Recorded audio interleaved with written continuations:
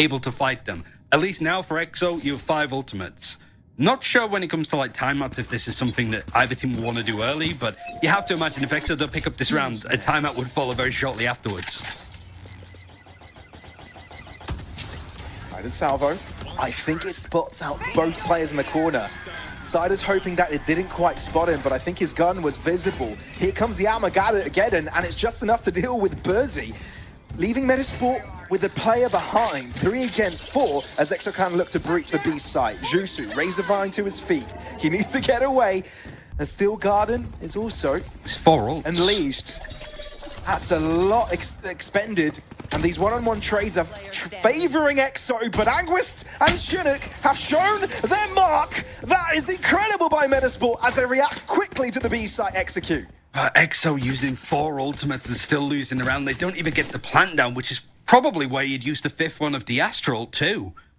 They were like picking up the ultimates, they were creating so much space, but there was just little gaps that METIZPORT were able to play in, and people like Anguist not afraid to go and take these fights head on. No ultimates were used from METIZPORT in that round. They have 4 out of 5 available, and Anguist is 1 away from getting his. So that's got to be a huge confidence knock for EXOCLAN. I'm not sure if they have a coach, but even then, it might be just a good time to take a timeout to discuss what's going wrong.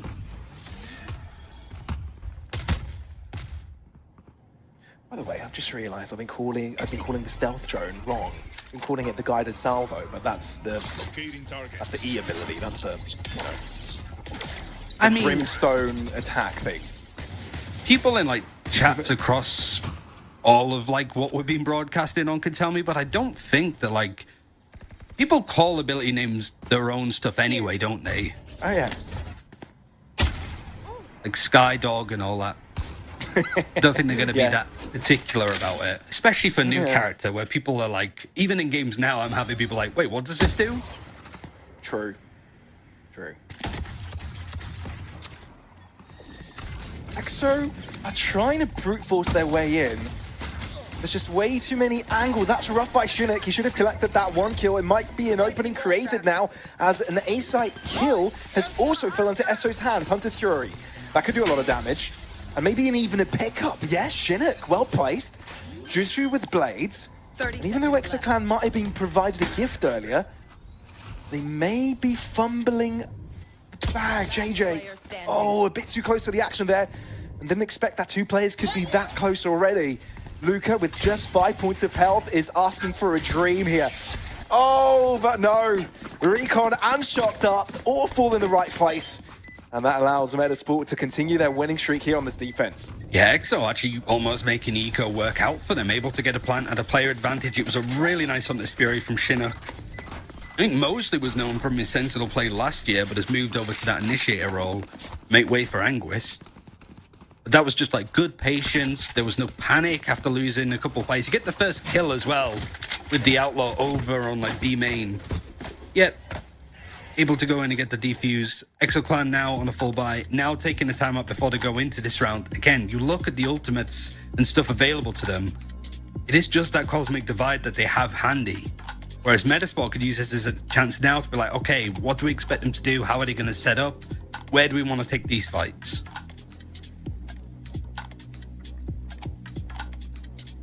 Yeah, a bit of thinking time.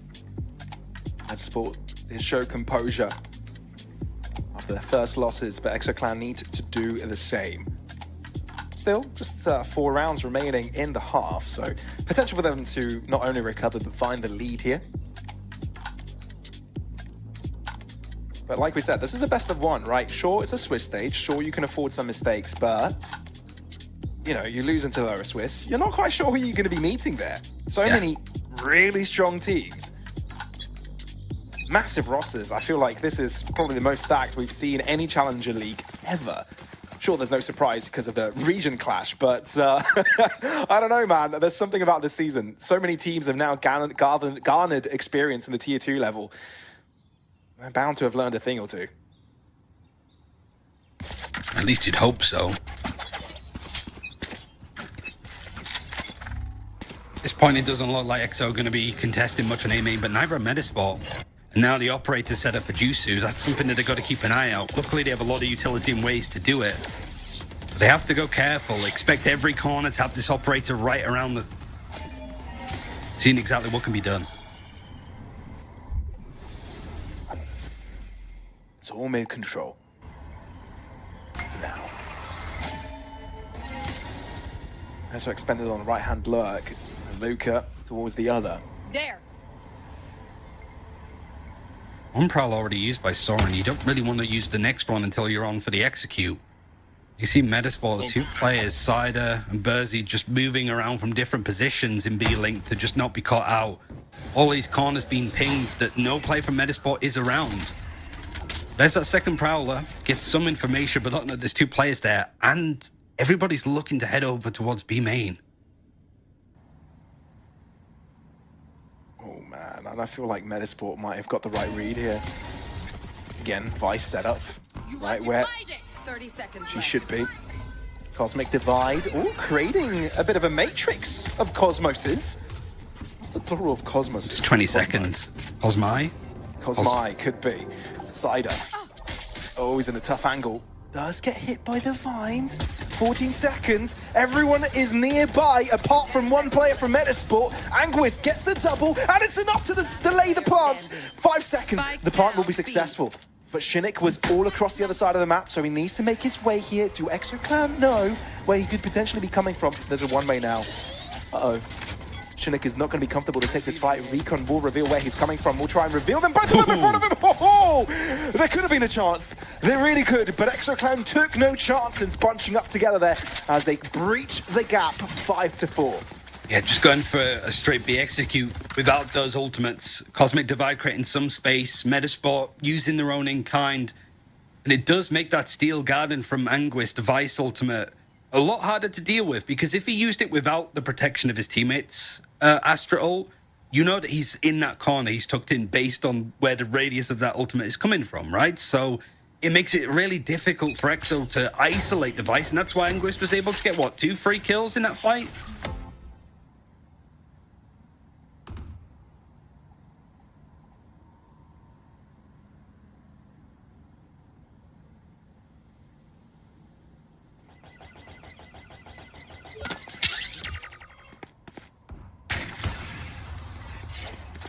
To what fight? Neither connect. Spike left behind. Bit of a reconnaissance affair for EXO for now. Ooh, look how quickly Cider is to react to move into his own smoke. Make sure there's no instant adaptation from EXO, but there's a bit of a head-to-head with the Astras. Oh, the walls. Cider somehow gets one. Shinnick sneaks past missed him. and ends up with another. Anguish sticks around, and METIZPORT, they're just surprising me by how fast they react to things. It's all down to Lukey with a less than optimal weapon to deal with a 1v2 clutch. Weapon that you might consider just trying to save off the rip as well with 35 seconds left, but seems he's going to try and go for it. Oh, he might have made some noise here on his cross, so Anguis is approaching it. And there you have it. METIZPORT guarantee at least equilibrium by the end of this half. Some really good fights too. Like, you're looking at Cider, was very early on, like, caught out in those positions, right? Like, or at least any players from METIZPORT were just fighting too much in B-Link and being caught out. We're just taking that attention, allowing Chinook to sneak by. Didn't see EXO that was really tucked into that corner. But you can just tell that, like, METIZPORT's mechanics, some of these fights that they're winning are clean, and they're bouncing off of each other amazingly well. Yeah, the combos must be really good. I don't know, it just feels so seamless. One reacting after the other. I mean, METIZPORT haven't even played the lower Swiss, right? EXOCLAN have played those officials. Yeah. But for METIZPORT, it's first official of the year. Jusu. Quick scope. It connects, and he barely takes any damage for it. No Vice utility over on here, so stalling this is going to be hard. It puts a lot more pressure onto Jusu, but against multiple Sheriffs, you sort of expected the op is going to be fine. Oh, come on, Jusu. Give him a chance. Oh, there's a world where that connected, but there's reinforcements around. Shinnick doubles up. Luca Shorty. on the rebound. Surely you'll read the back end. I love that Juicy just made noise to make Luca turn around to allow Burzy. It's the small things, man. It really is. It's Metasport. Just continue to extend that advantage. You hit the nail on the head, right? It's like Metasport, this is their first game. Even like official games in like VCT Tier 1, you'd give them a map. If a team looks a little bit rusty and a little bit off in that first map, usually they've warmed up by the second or third. It's so common. For Metasport as their first like official map and it being a best of one, there's a lot more pressure on them to get things right. You don't want to start on a loss. But they look very warmed up and raring to go. I'd love to hear who their screaming partners is. Screaming? Scrimming. Imagine someone having a screaming partner. One that they just go to. It's a screaming session right now. You know, probably Cider is screaming right now. Lukey right after him, but no! Cider deals with him, composed as ever. Jusu, backside. He's being challenged, but his teammates have done a lot. Ooh. EXO? What's EXO? How does he even do that? He's got the spike as well and he's taking that peek. That is incredible. Sure. Desperate times call for desperate measures. EXOCLAN on the spike plant. Cider not putting his foot off the gas. Goes for it. Takes a bit too long. So Soren reads it. Shinnick on the 1v2. One to his left, one to his right. An impossible position. Can he unravel it? Yes, he can. On the spike. Puts Luca under pressure, but no. Luca knows he doesn't need a budge as Shinnick crosses into his sight lines. And it's 7-5 by halftime. It's good because I don't know if Luca just got the ultimate off that last kill there, but it's a smart decision to just try and go for a fight. You don't want to try to play time against Device because they're just going to buy so much.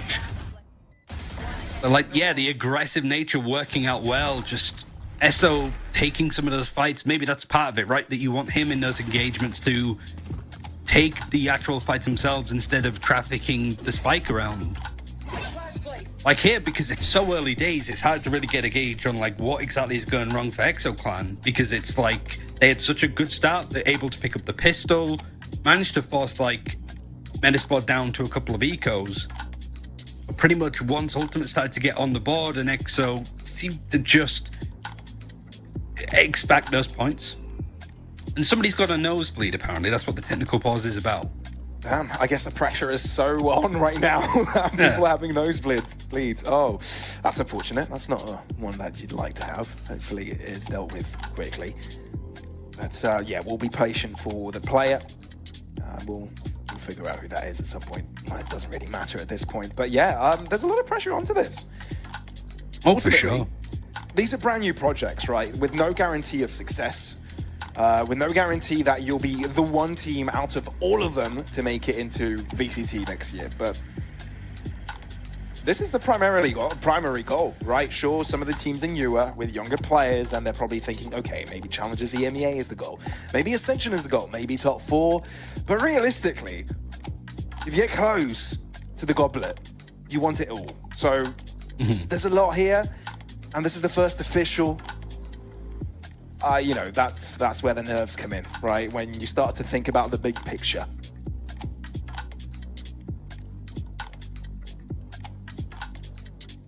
I want to say as well, like, the Teo has been a little bit underwhelming, but I don't know how much of that is to do with the pilot of the character JJ versus whether that's just the character full stop. Like, don't get me wrong, I think a lot of his kit is great and it's great at doing a particular thing. But you have to think of what you miss out on, right? Just flashes for one on a initiator that's probably contesting the likes of KO, Breach on other maps too, maybe even a Sky or a Gecko in places. Sure. But you do also have the Yoru flashes to be able to make up for that. But Lukey's also been having a bit of a quiet game too. And obviously change a little bit more if they're on the defense, whether they want to set up and stall things out. The KO Knife's going to show 3 players over on the A side, so this might be a fast execute for Metasport towards B. Well, it looks like the bleeding has stopped. Let's see if the same has happened in the game itself. So we've switched sides. Metasport now are the aggressors. Part not coming through just yet. Jusu making sure the entire site is cleared. His due diligence done. And Spike will be placed into the ground. Everybody grouped up ready to fight for EXOCLAN to be able to find some of these spaces, and Chinook's position is cleared by Soren. Bit of a low setup to try and avoid the pre-fires, but doesn't really pay off side up. Gravity well available, so EXO will be off it, but diffused halfway already. Super important. Needs to find his shots and accurately. That's the first one. 8 bullets, plenty. But do you read the bluff? Oh, it's the fuse, isn't it? Yeah, it is. Oh, that was so close. A much better round from EXO. Able to clear stuff out. When it turns into those sort of big team fights, it's very even. Inside of playing time as much as he can.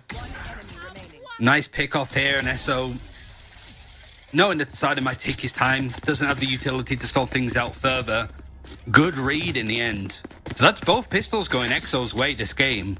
They're still behind, but at least they can go even if they're able to pick up this like half buy up against the Eco for METIZPORT. Well, METIZPORT is forced Jusu's dash straight away, but doesn't even matter. He ends up with the first kill. Okay. Okay, Jusu, we see you. Welcome back to Northeast. Good to have you back. I covered casting this game, this guy during the Rich.gg days. Oh, his open tournaments. Oh man, he was a standout player. I don't know, was he part of Vovo Peak back then? Could be. I think that sounds about right. Yeah, big talent, big talent. There's a lot of the UK like tier 2, tier 3 players, even like EXOCLAN have been around in that scene for so long that seeing them at this level shows that like there is gradual improvements. Players that have been around, that have hit the top level, still playing, still grinding. METIZPORT, even though they're on an eco and they're a player down, able to get the plant, and now spreading out to take some isolated 1 versus 1s up against the unsuspecting EXO. So they have to go careful in this retake here. Sure. But I think there's a big difference on the potential of this firepower. So they got 2? Somehow keeps it competitive. The turnaround there from Chinook doesn't come in soon enough. So it is an expensive round by METIZPORT, but expensive round, you know, inflicted towards EXO, but a round collected nevertheless. Therefore, the equalizer is there. We're in for a treat here, Ryan. This is a really, really close game 1 of the season. This is what you'd hope and expect for, with it just being a best of 1 in these first couple of stages. Again, when we get to advancement for playoffs or relegation, it turns into best of 3, so I think it still feels fair. But it's a good chance to just be able to see everybody and just test foundations more than anything. Sure. Right now, like, yeah, slow starts for both teams, but you're right, this is good quality stuff, but considering it's some of these players' first proper games of the year.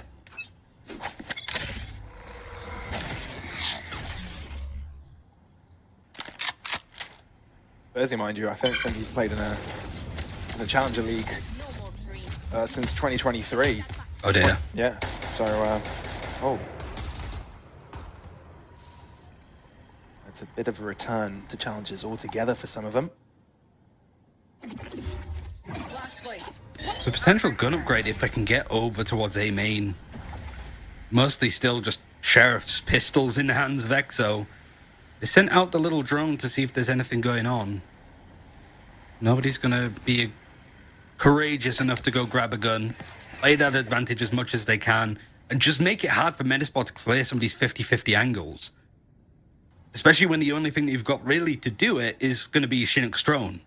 KO's knife might be able to do it in some instances, but where do you aim for to catch all of these players that are spread out?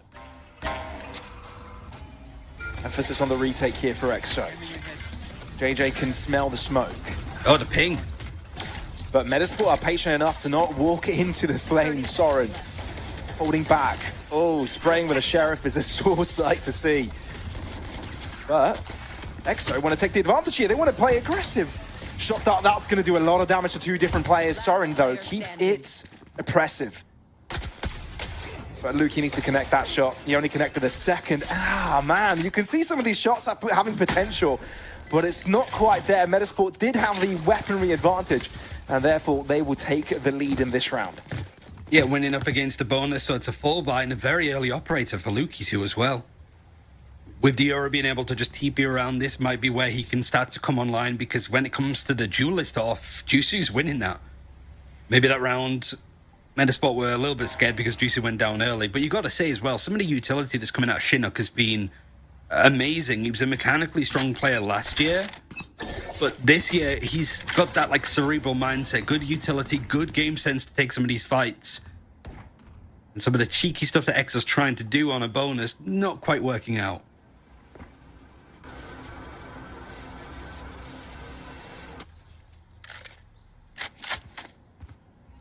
This is what I like to call the death ball approach. All players just grouping up together, forming a ball of death. But no, that's not what we're going to be seeing. It's a good idea as well when you're expecting to go up against the op. Just grouping up, run them down. You can't take us all out. Surely, right? In some instances, that's not the case. But you don't want to be spread out and just getting picked off a bit at a time. The problem is 40 seconds, 50 seconds has passed. They're starting to make presence over towards B. There's already 3 players adjusting to go and be ready for this. And Hunter's Fury is actually going to cut up the site a bit more. JJ's been caught by it, so there is some information for Juicy to jump off on. But he does get distracted, which allows Soren to find the trade. B site not infiltrated yet. There's a smoke they need to cross, and Luke is repositioned in a position where his teammate was once before. Could have been a second kill, but Anguis is there to make sure it is collected. 2v3. METIZPORT, they got themselves a spike down and they've got the player's advantage. Oh no. But Lukey is just a slither of health away from collecting one. EXO looking to break through. But he's going to need Lukey to help out. That's the clone. Bursey doesn't fall for it. Anguist is there on the back end to deliver the coup de grace. And there you have it. 9-7 for METIZPORT. EXOCLAN need to be careful here. They're on the brink of letting their opponents run away with things. Yeah, good trades from METIZPORT, I think, was the main difference why they were able to pick up that round. Just players, I think it would have been probably Luca, I think, that was just like tucked in to that corner right in elbow, able to get one but traded out. Anguist gets a pick that is untraded. Not really Ultimates needed too much in order to do that. Just a nice execute with the Hunter's Fury. Some time was ball from EXO with a really nice fade horn. So EXO are doing a really good job at making space for themselves, but METIZPORT are playing so close together and so tight. Doesn't matter if you get that first pick, if you're just going to get traded in an instant.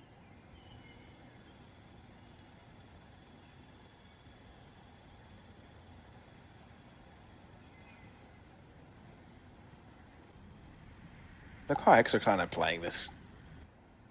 All bunched up together. That's the best chance of really dealing with the situation. Hope that they come towards you. They might. Does look like METIZPORT is taking this direction. I think only 2 players have started to shoot. Maybe it's just 1. But it does give an indication that of some presence here. But do they know that it's 4 out of 5 players? The smokes are good enough to keep their opponents out of the fight.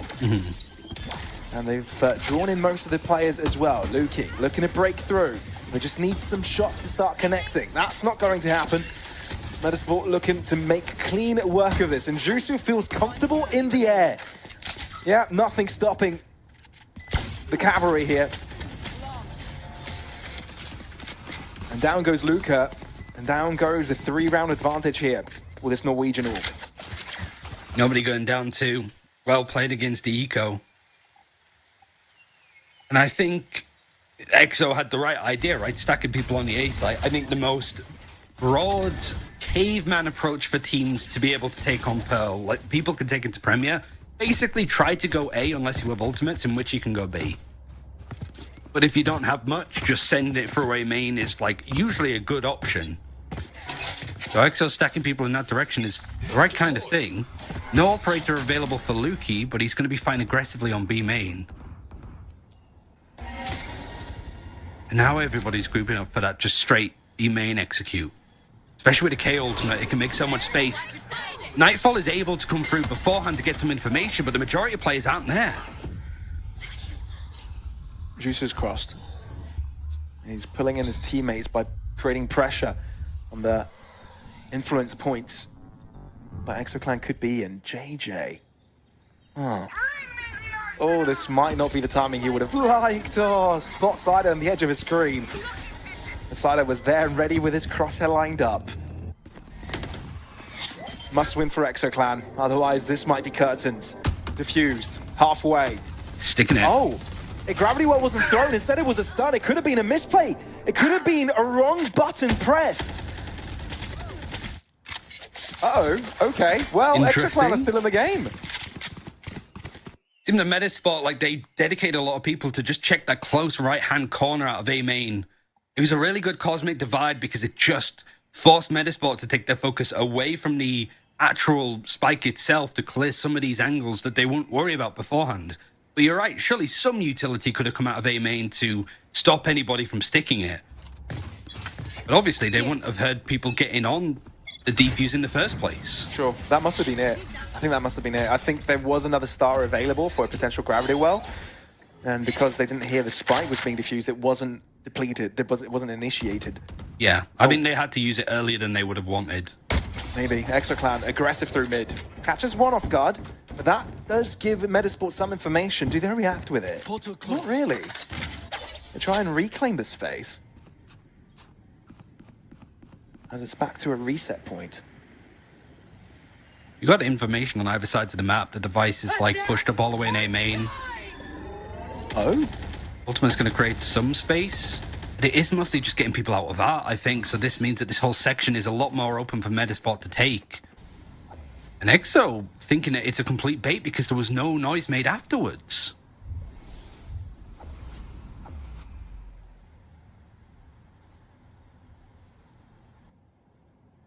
I will say this, METIZPORT have completely changed the pace of the game. And EXOCLAN finally realizing on the 30-second mark that the A site is the side of approach. They might have come in a little bit too late. Post-plant positions could be taken because EXOCLAN will take their sweet time to arrive. Lucky though, might look for something. He's peeked around, seen where all the post-plant positions are. That's some useful information. Now EXOCLAN know the majority of players are playing through art. ESO will focus on the player on site. Jusu tries to double up as well. Down to a duel of 2 players per side, but Soren finds the elevation and closes the round for his team. I mean, that was just a really nice round for both teams, to be honest. Like, the quality in this game, full stop, is reaching a crescendo, I think. Both teams feel warmed up. They're building confidence. It was a really nice early round for EXO to just go into mid, find a pick, and reset. The whole call around the Vice ultimate to create space for METIZPORT. And then just these fights, the way that they're playing out, good stuff from Soren. Dodging a lot of the Vice utility, that seems to be the name of the game for the most part, because those traps are just so big now. Like, they've been increased, they've been buffed pretty much in the time since their release. We haven't seen her in VCT prior to this year, naturally, because they came out the end, like, in Champions, right? That's when they were, like, shown and introduced. So yeah, the level of play on that new character is going to keep going up, but it also has been buffed. It's like Gecko last year, I think. Like, he was buffed, and then we went into the start of the 2024 season, and people got good at him, and then suddenly he was like a mainstay for a while. It feels that this is very much like a Vice meta. Never mind getting onto the Vice deadlock maps that we see of, like, Bind and stuff from various teams. Some really good stuff coming out from both sides with the space that they're creating on the newest Sentinel.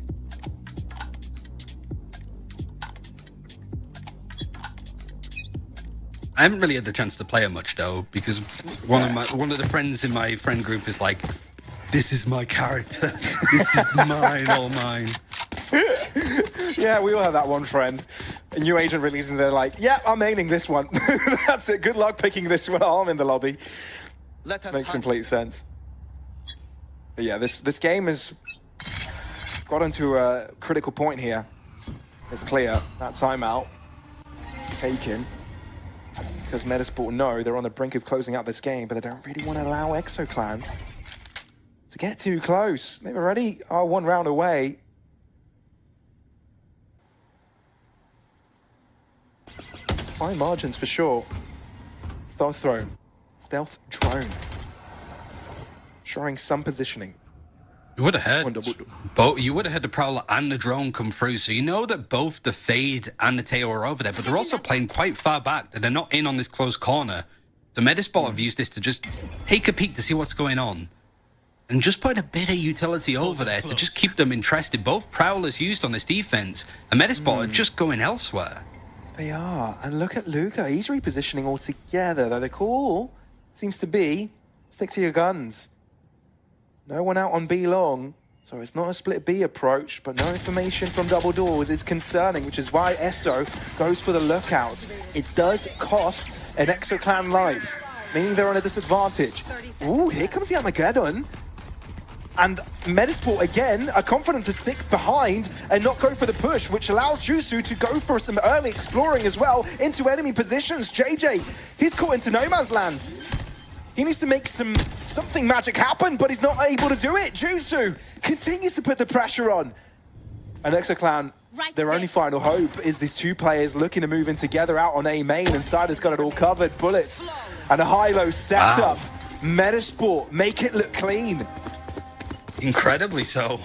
It just feels that they're like the experts at like red light, green light. The way that METIZPORT like stop as a team, wait for some utility, and then go as a team. Like just watching them on the minimap on some of these executes. Here they are, grouped up, ready to fight. They're going to stop for a second because they waited for the Armageddon. Then they all peek and go for these fights together.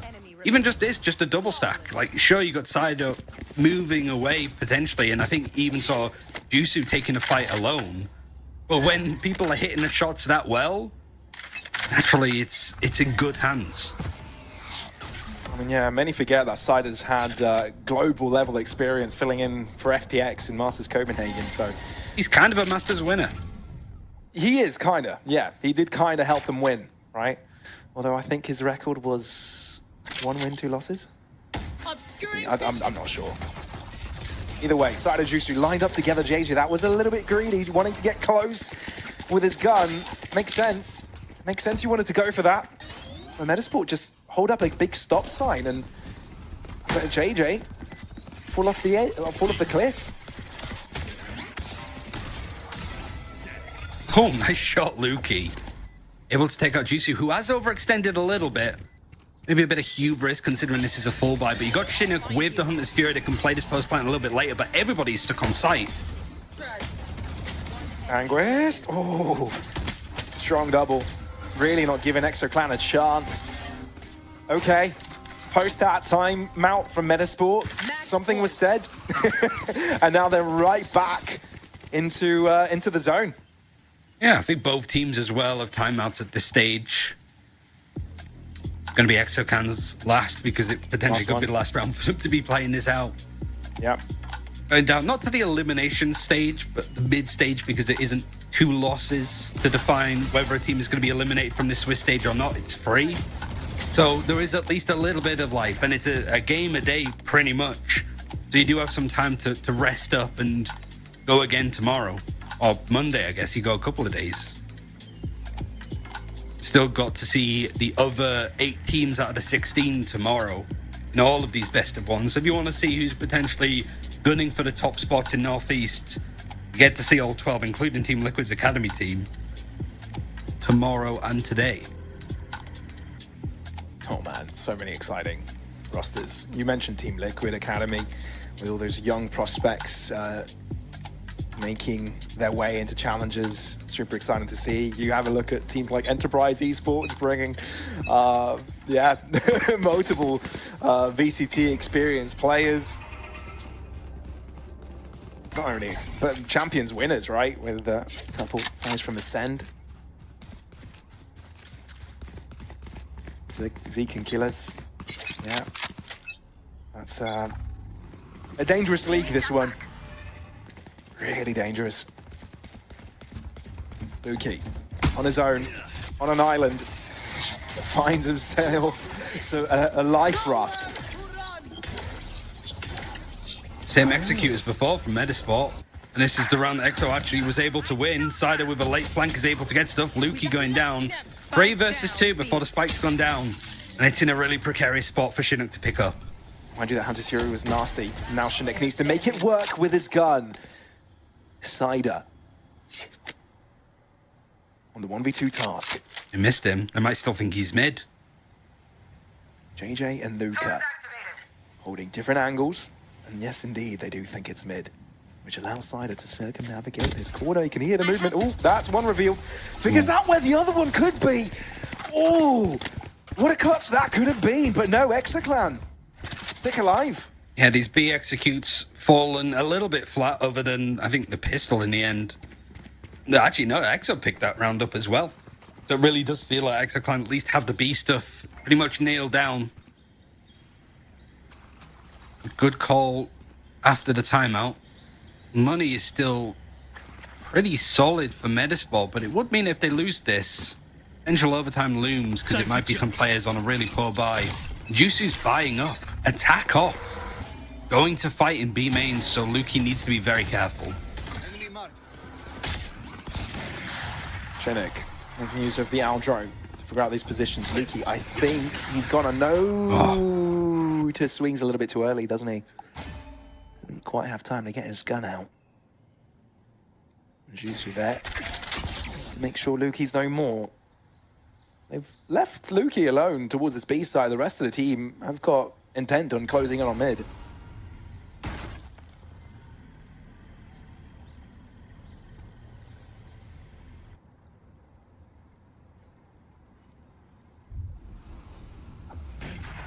Ishan's ready to see whether this orb has been picked up either. Get out of my way! Then she give it over to Berzi as well, meaning that they'd have a null command on and they execute. With 45 seconds left, seems that that's going to be the case. So it's whether EXO are able to react fast enough. Obscuring vision. Whether the orbs picked up all, they don't want to give the game away. They're just going to go straight in. They are, but EXOCLAN are also showing patience. JJ closes in. Oh, that flash off the wall is brutal. Esser at least is able to find one. JJ not dealt with. Soren. Oh, he's found a mark. Oh no, Soren doesn't connect with it, which puts Jusu in a grand position. JJ, all that remains. He's the only one that can save EXOCLAN in this situation. He can't go backwards. He must go forwards. METIZPORT looking to lock in their first win of the season. Go 1-0 on the Swiss stage. And only JJ stands in front of them.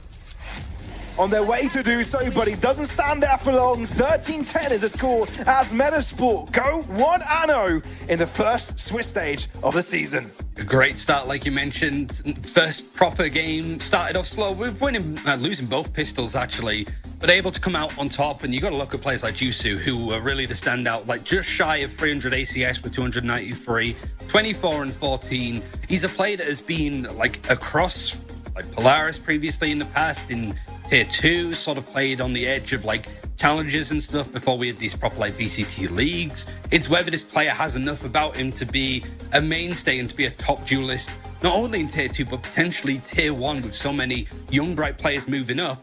The question of whether this is Juicy's chance to do the same this year. It really is. It really is. So many have stepped up, and now they're all just proving what they can do. You're right, Ryan. It's not just about making it to Ascension, but proving that you're worthy of that caliber of play and potentially being picked up. So a lot on the play for here, and what is probably the most competitive region of this year from Challenges. We'll be back after the break with Dario Lisa versus Enterprise Esports.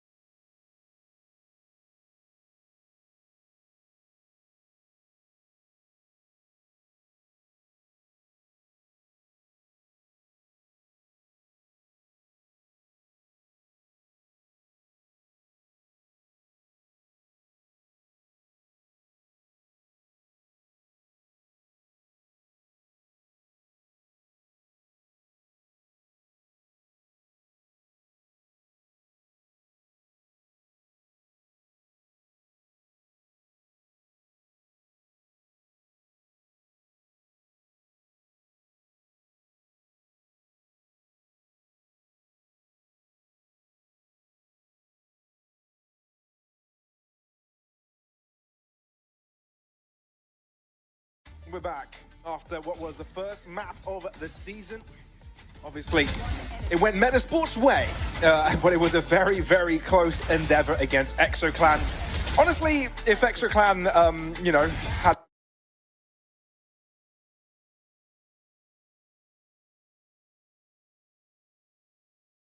the better day, METIZPORT weren't playing so good, it could have gone either way. Ryan, what were your thoughts overall? Yeah, just a good performance from both sides, really. I'd be shocked to see EXO go out as an earlier team. There's definitely a chance for them to bounce back. It's 16 teams and 8 slots for playoffs, so there is plenty of stuff to be going over for them. But for METIZPORT, it's the dream start, right? Like on a map that has been introduced back to the new pool as of recently. It's been out for quite some time. Some of these players might have even just started playing Valorant in between the time that Pearl went out to now, because it has been like a year and a half or so. So the bounce back is really good. They didn't change up anything. They didn't get pulled in by the potential of Teo being available to them. They just sort of tightened their gameplay, played around what they had effectively, and it seemed that everybody shined, from the IGL in the Cider to Jusu just being the star duelist that you want to be seeing in these kind of games. Yeah, by all means, it was clean Valorant from METIZPORT. They definitely deserve to win that one. But valiant effort for EXOCLAN. Obviously, they go 0-1 in the main Swiss, and we'll have to wait and see how competitive the field is. Sorry, excuse me. The next few days of competition, right, today and tomorrow, when we'll be seeing every single team compete. But yeah, I think things are looking exciting. If this is going to be, you know, the threshold we'll be placing, you know, the level of play, I think we're at a very good point, and I'm really excited to see how things go on from here. Me too.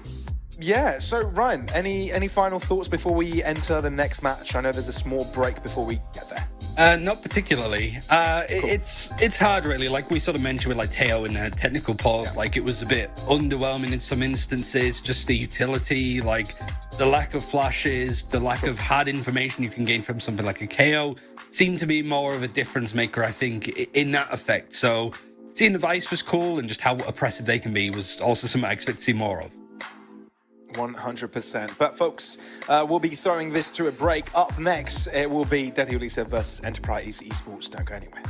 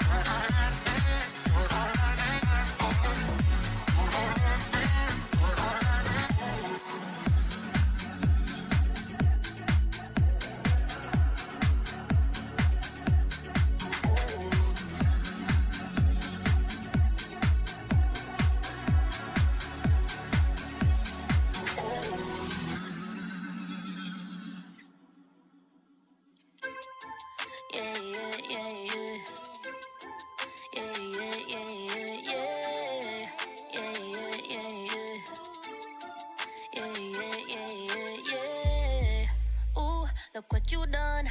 Took a living woman and turned her into stone. I guess I should be thankful. You gone.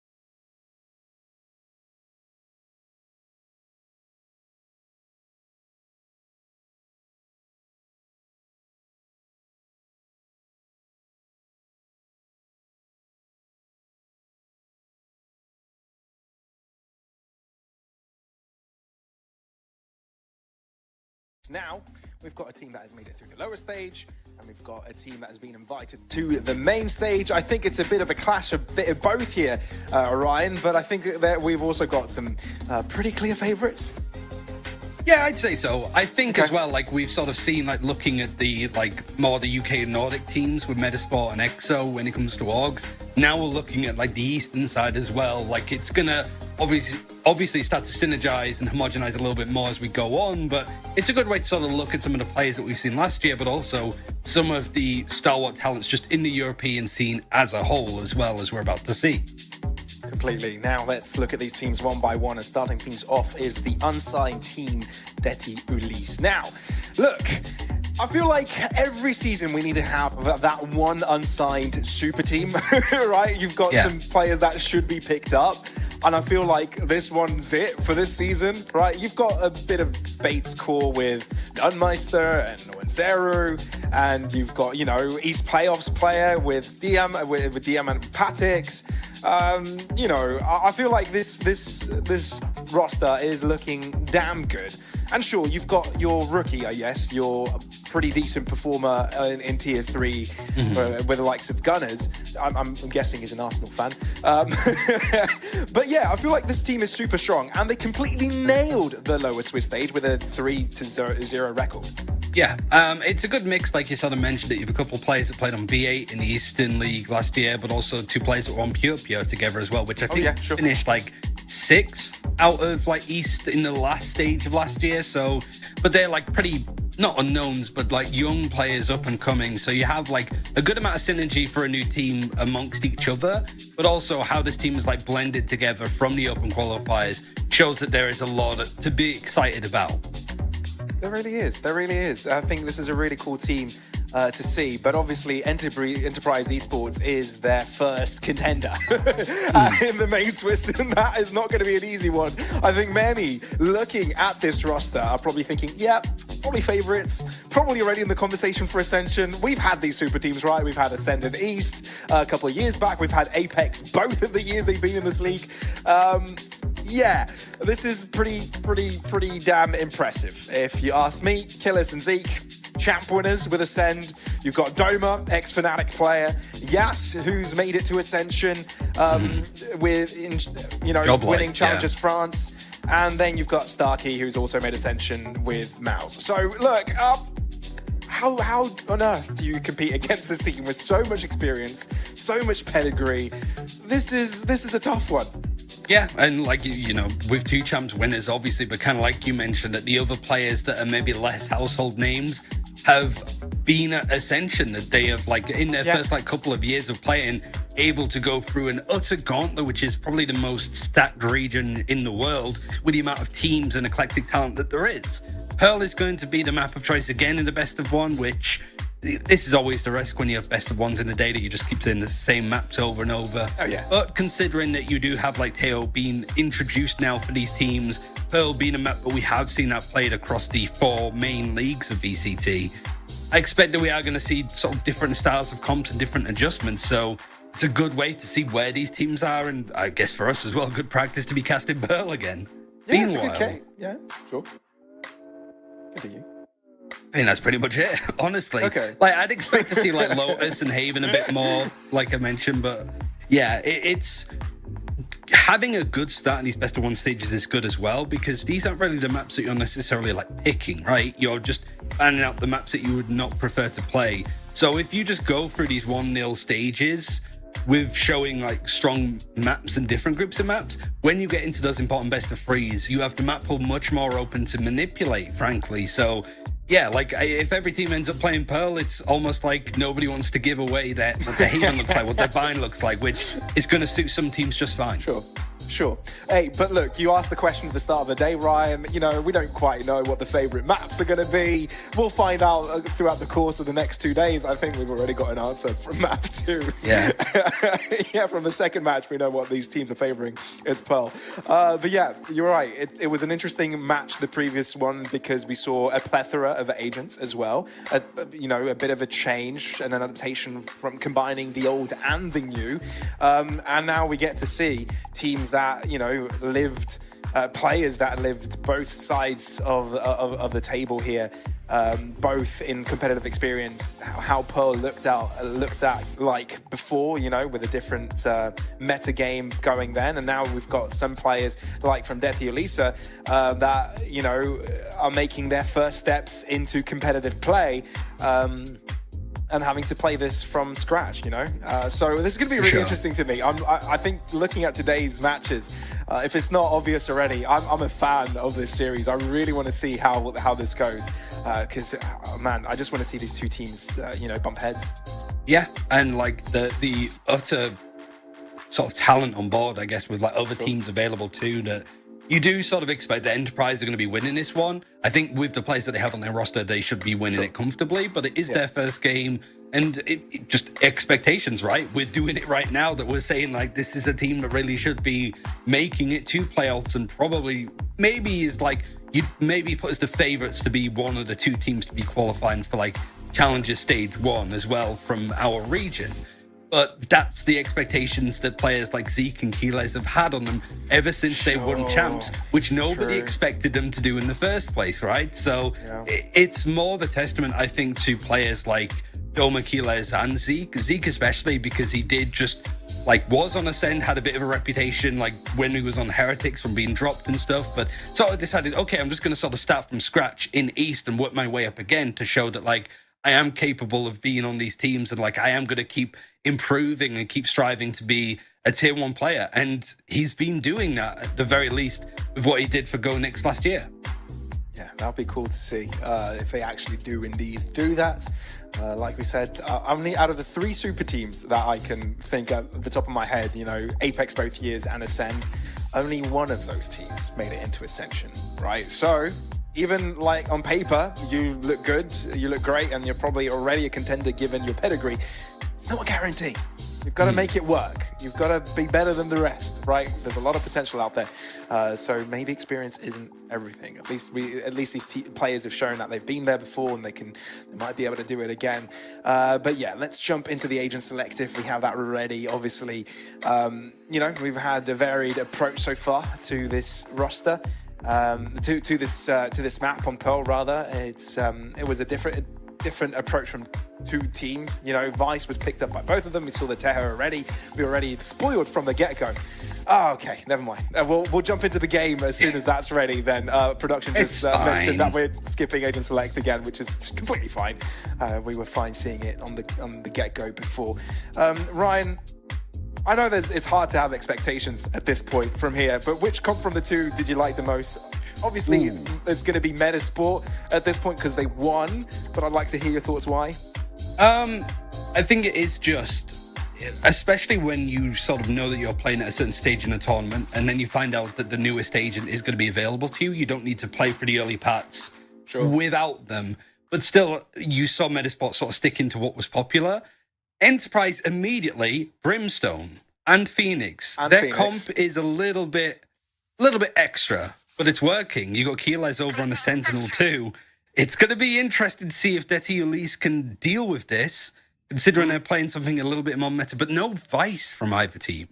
I feel like Enterprise comp is the comp that you'd have if Astra wasn't released yet. You know? Okay, this will be interesting. Detty and Enterprise Esports, again, showing us a different flavor of Pearl. So 4 teams had played this map already from the day, and we're having completely 4 different approaches to it. Enterprise Esports will be starting things off on the defense, and Detty on the attacking side. And I hope the Starkey has some lineups when they go onto the attacking side. Jazz, taking a good brunt of damage, is forced to back off, but you've got the Phoenix rotating to help instantly. Doma's under a lot of pressure, and it's just how much they're going to be looking to fight as this execute comes in. Doma spotting out some early presence, making sure he can get some chip damage in, but at least go for the safe plant up close. Doma can hold the angle until his opponents arrive. Instead, at least take the defensive positions. None was out into the open here. That smoke has done a lot to keep them at bay, but they are looking to push it, and it's paying dividends. Gunners doubles up. He's got assistance, even though Starkey has taken one of the 2 away. Launching smoke. Starkey and Zeke. The clock isn't on their favor. They need to amp up the pressure. Zeke has found the first one, but Paddox is hiding within the smoke, and he exits it right on time, and I think he's done just enough. Sure, Starkey can get on the defuse, but there is no time to get it defused. And there you have it. Detty end up with round number 1 of the series. And more of a brutal fight. Really good stuff from Gunners. The position that he was playing on was just out in the open, right on the corner in the top left-hand side of the map. He's able to get 2 kills. Paddox playing the late game on the Astra as you'd expect. And maybe just part of that, like Jazz was still able to get a kill despite being 13 HP for the majority of that round. It's going to pick up actually a Marshall, even though this is looking to be Enterprise saving and having a full buy for round 3. Just the 1 rifle for Gunners, everybody else sort of buying up good amount, but not quite the level of the main rifles.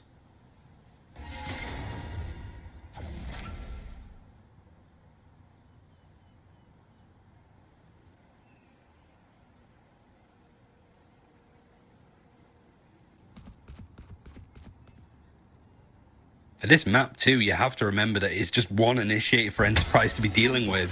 So it puts so much pressure onto Doma to get information at all times. Ooh. Jazz is not afraid to go and try and find more. Got more than he bargained for, but able to get out without a lick of damage. That was interesting. Sure, okay, gets away with it. You're right. Gets away with it. No damage taken. But, I mean, keep that going, and Enterprise Esports might even have a chance in this round. You wouldn't expect it. But, after all, they are 2 world champions and Ascension finishers in this roster. There's a lot that you've got Zeke and Doma that are 2x duelists on tier 1 teams that have played at champs. And Jazz is the one that's on the duelist. Yeah, like, yeah, sure, you have Zeke, but he's sort of playing the Phoenix in a way to set up the rest of the squad. Jazz is leading the line as we've seen and might get a little bit more with his A main execute.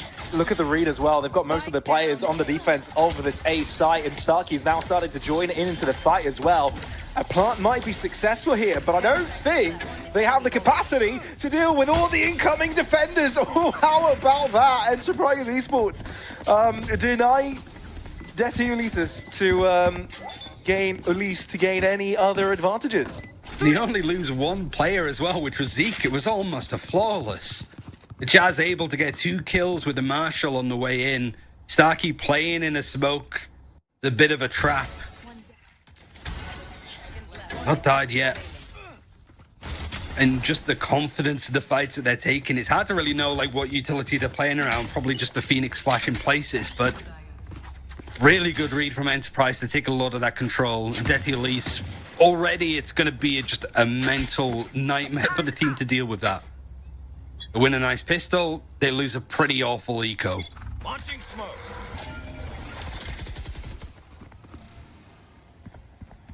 Zeru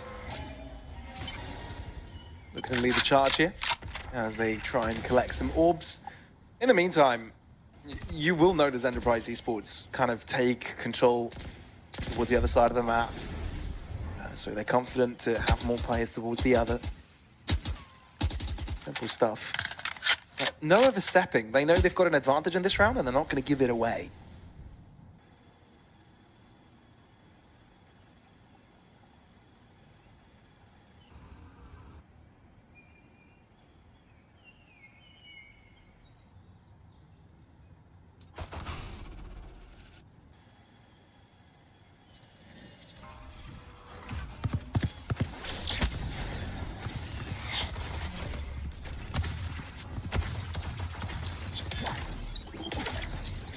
Backside.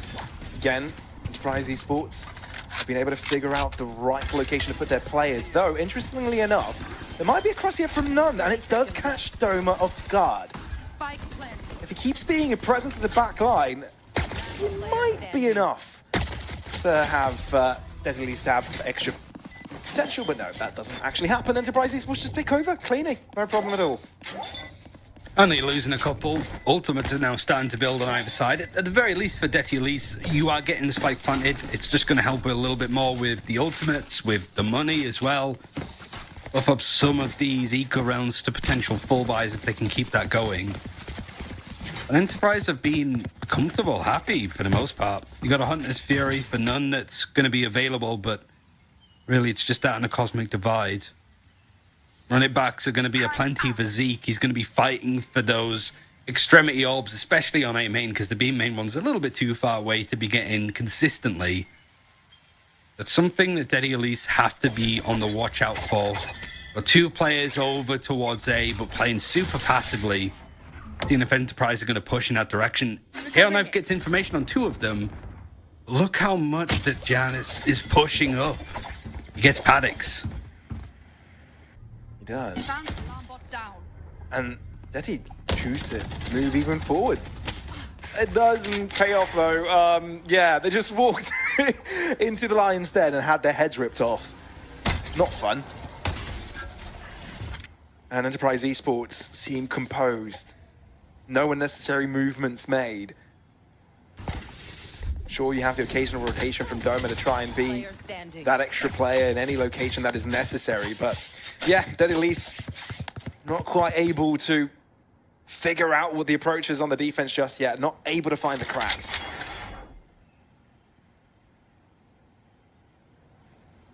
Just up to Gunners now at this point. 40 seconds, and really there wouldn't be too much to save on to when it comes to the guns. And a couple of kills and the Def might be able to get his ultimate online shortly, but 30 seconds left. Really it's just a question of what are you playing for. You're in a 1 versus 5.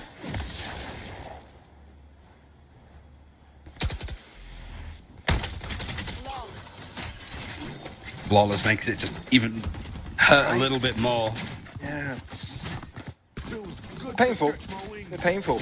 And that puts Detty Elise a little bit under pressure here, given that they've given away 3 consecutive, weren't able to capitalize on their bonus. Yeah, they're back to square one when it comes to the economy, and ultimates are starting to appear from Enterprise.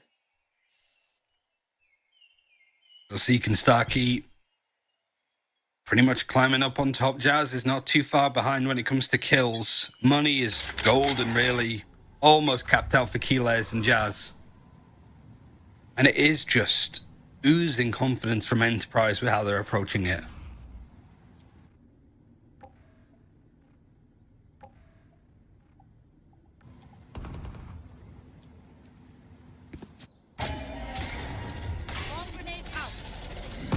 You also have Enterprise, you have Lagaja, that was the coach for Bleed on that team too.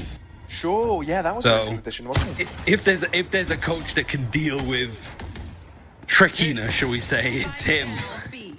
I think he can definitely get the most out of players like this.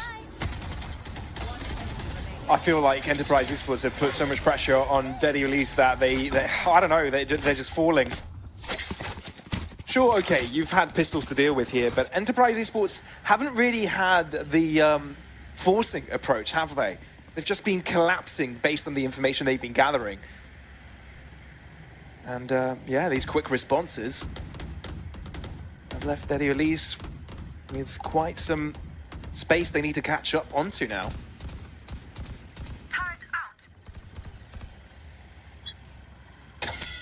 Not really too much to say, is there? It is just Enterprise, like, it's not that it's like mindless from them, but it is just more like taking peaks like this. It's risky if it doesn't work for Jazz, but it just keeps working that you don't even need to call it out. Yeah. And then you've got the player's advantage and you can just hold back. You hear your IGL just saying, hold back! Yep. Don't move! 5v4, like, we don't need to do anything. Taking that back. Plain and simple.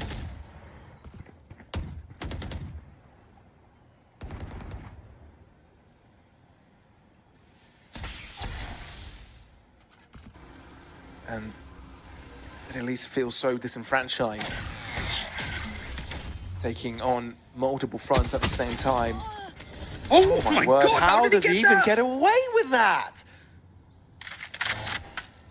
Yeah, okay.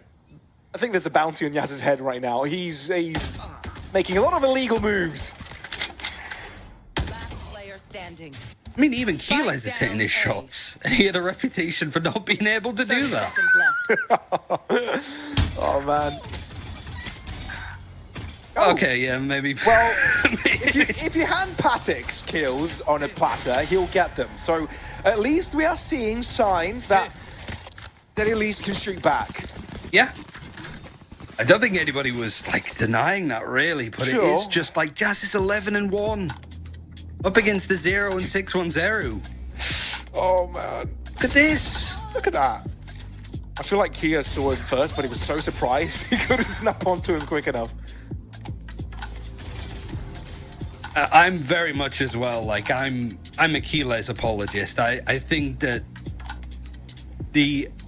I think, like, callers like Platchat have been very keen to call him, like, a stealer, I suppose, of, like, the Champs Trophy, right? But I don't think that's the case. Like, he showed up where it mattered. I remember him putting Scream in his pocket in the semi-finals against Team Liquid.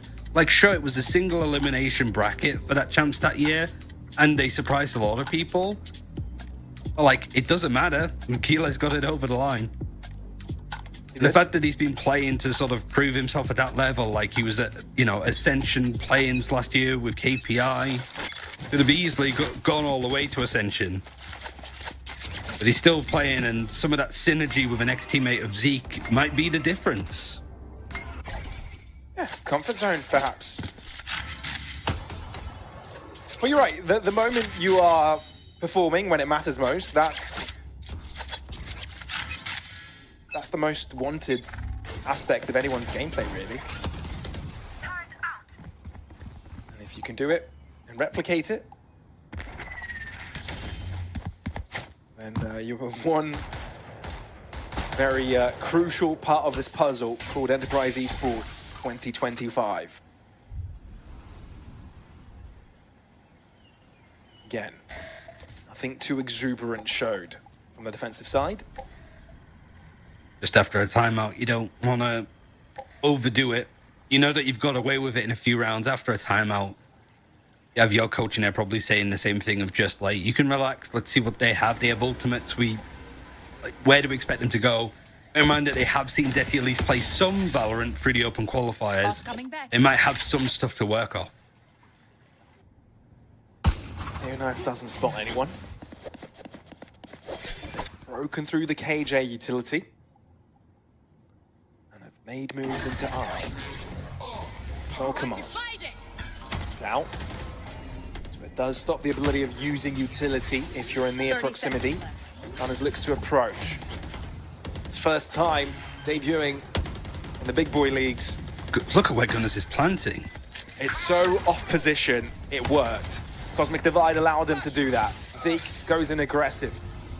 Enterprise Esports, for the first time, feel they're on the back foot. Eddie Elise, how can you deal with this? Maybe preemptive on the nade there. Hunter's Fury also as such. And that allows Enterprise Esports to start to push through. Do Daddy Elise have enough in the chamber to stop this diffuser from happening? Patix needs to win this fight. He does. Can he get another one? Doma, not stopping him. Yas, able to put some in their grave, but the time is becoming crucial. Oh, that's it. Gravity Well, just on time. I think it's done. There's no time to defuse. Daddy Elise managed to get around through. Again, it's having to use a lot. And Jazz Starkey taking everybody down, at least in the end, but just that pull from the end of Astra. But you're right, like, it was a really early Hunter's Fury, it was a really early nade, but when you've got these mollies from Killjoy, another Astra pull being able to go, it was just enough time-wise to be able to put it through. You have a lockdown potentially available for Kia as well. But Null Command, Hunter's Fury, Cosmic Divide, all use that round to get Daddy Elise just on the board again after the pistol. It's nuts. Daddy Elise may be switching things up a little bit. Dagger spotting too close by. So you've got to be wary of this. Flash drive expended. Zeke dropping back, and so is Starkey. So Daddy Elise have been able to clear some space for them to move into, but don't use it straight away. Really just trying to fight for that orb. Not really going to benefit anybody other than Kia, but they're not even playing over in that position. They're just lurking around towards Art. Maybe they expect that Enterprise will think that the Killjoy's over there, but they do manage to pick up the orb. They would check it and see that I think it was the Sova that picked it up, right? It was just a bit of time wasted. Jazz using this time to get a lot of info and has got past the Astra Star.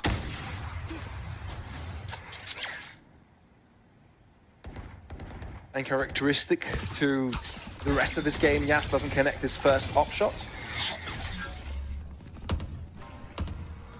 Although Daddy Elise might be changing up the pace here, given that there's not much time remaining. I've got to be quick with it and snappy. 1-0. Not the trade he would have liked.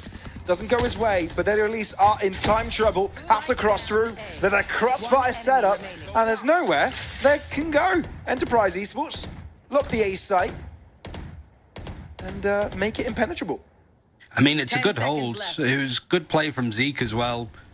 All of that Killjoy utility goes off in like a link towards Art. Zeke goes and fights A main, wins the fight, takes that position, and you've just got an impossible crossfire to get through if you're Daddy Elise. I think the players that I feel sorry for the most on Enterprise are probably Doma and Keyless, because Doma's 1-5. He's not had to do anything. Like, he's playing over on B, and most of the fights are happening towards A. And then Keyless, he's got the setup where you have the alarm bot, like, in Art as you come through, and then the turret in B-Link. And you just sit in sewers and you just wait. You're just staring at a wall for a minute straight. And it's like a flip around of the setup, but it's probably going to be the same thing for him on this defense, up against an eco with a rogue rifle from 1-0 who has no armor.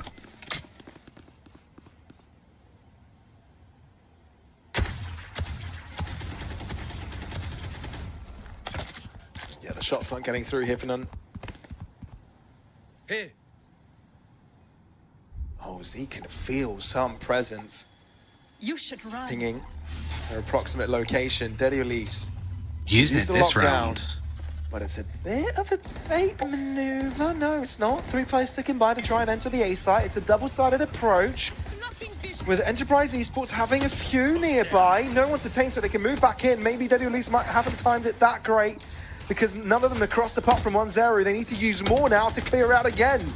Zeke, high ground, dropping back, trading equally. Kia finally finding the advantage, but they don't have much out with them.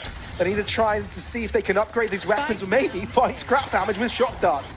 Part down. Yas looking to put up the pressure. Wall covering his ground on one end, somehow connecting onto Kia. Doma on the 1v2. Daddy Elise has a chance to get a third on the board. Doma is clean They're with it so though. far apart. Gravity well available. Revealing area. No. Is it? I don't think it is. It is.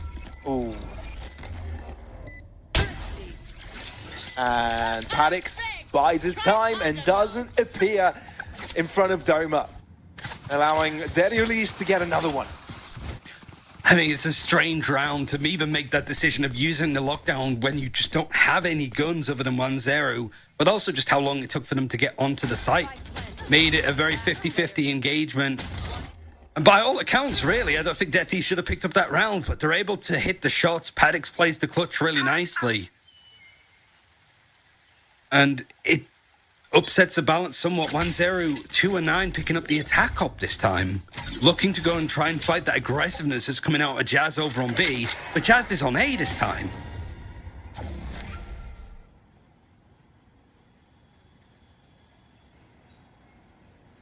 Oh, Paddix. Oh, this is brutal. Yas is not going to expect he's still this. he's gone out! How is that allowed to happen? He's 2 HP and he gets out. I have no words.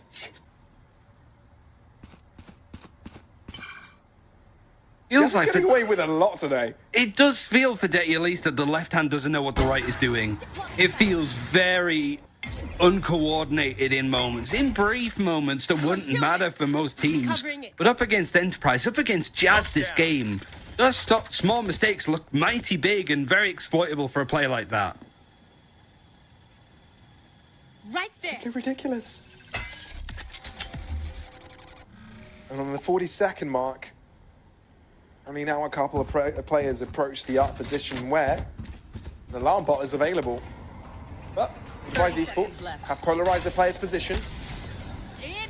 Incendiary drops. Expecting someone to be on site already. 1-0 crossing. Lockdown again. But this time from Killers. Nano Swarm's available. This isn't too bad of a haul for Daddy Release. How much more do they have? Not much. 1-0 holding the sight line with the operator, but Yas holds that line as well in counteraction. 3 against 4.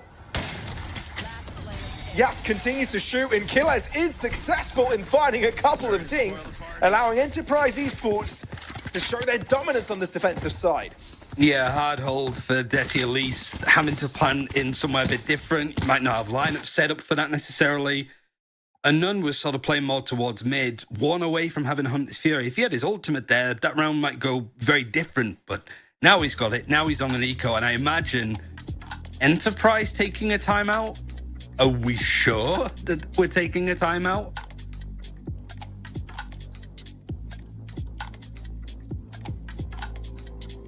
Like, it's not the cleanest of gameplay from Enterprise from like a macro level.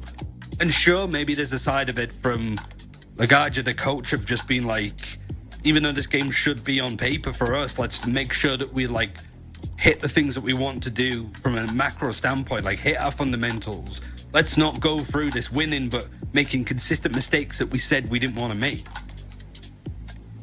But like, it still seems weird when you're up this much to just maybe let Deddy at least have a moment to work out what they want to do with this round. Because they did win the last eco that they had. Yeah, that's fair. That's fair. Yeah, who knows what is being said behind the Discord call, the TeamSpeak. I'm not quite sure what's being used.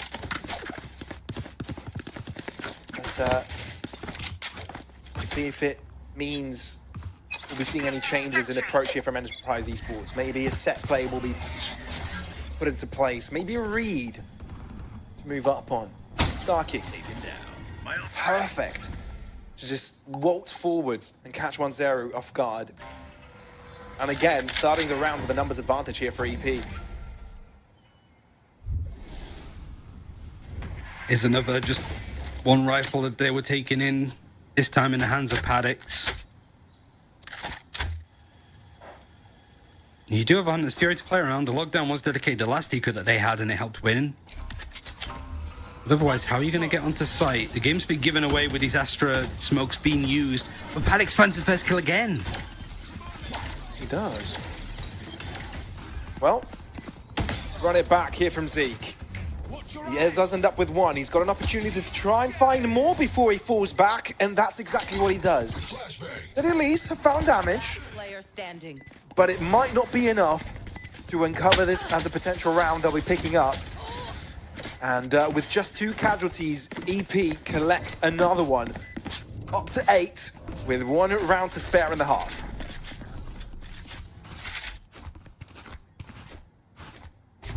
Saving the operator as well, even though Jazz didn't necessarily have it in hand for that one. Last round going, Paddock's managing to be on differential when it comes to KD. Everybody else, though, miles behind, looking bleak for 1-0 and Kia in moments. 18 and 2.5 for Jazz.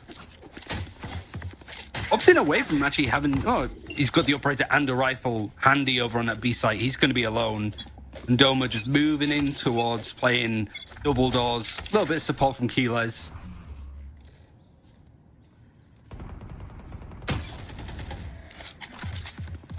A lot of space given up on that yet again, but a lot of noise is going to be made, and the setup's the same for Keyless. He can relax, and it's hard to execute over onto that A site when you don't have A main control. It is. Here. They release. Slow and steady for this one. AP, again, as tradition, not too far forward facing. Killers in the position of spot 1, but it was through the ground, so therefore not too much damage. But the call is being made over. Daddy Elise are not being quiet about this. A lot of trampling going on, and Doma can hear it all. Operator shot Good from bait. Yaz in the right position at the right time.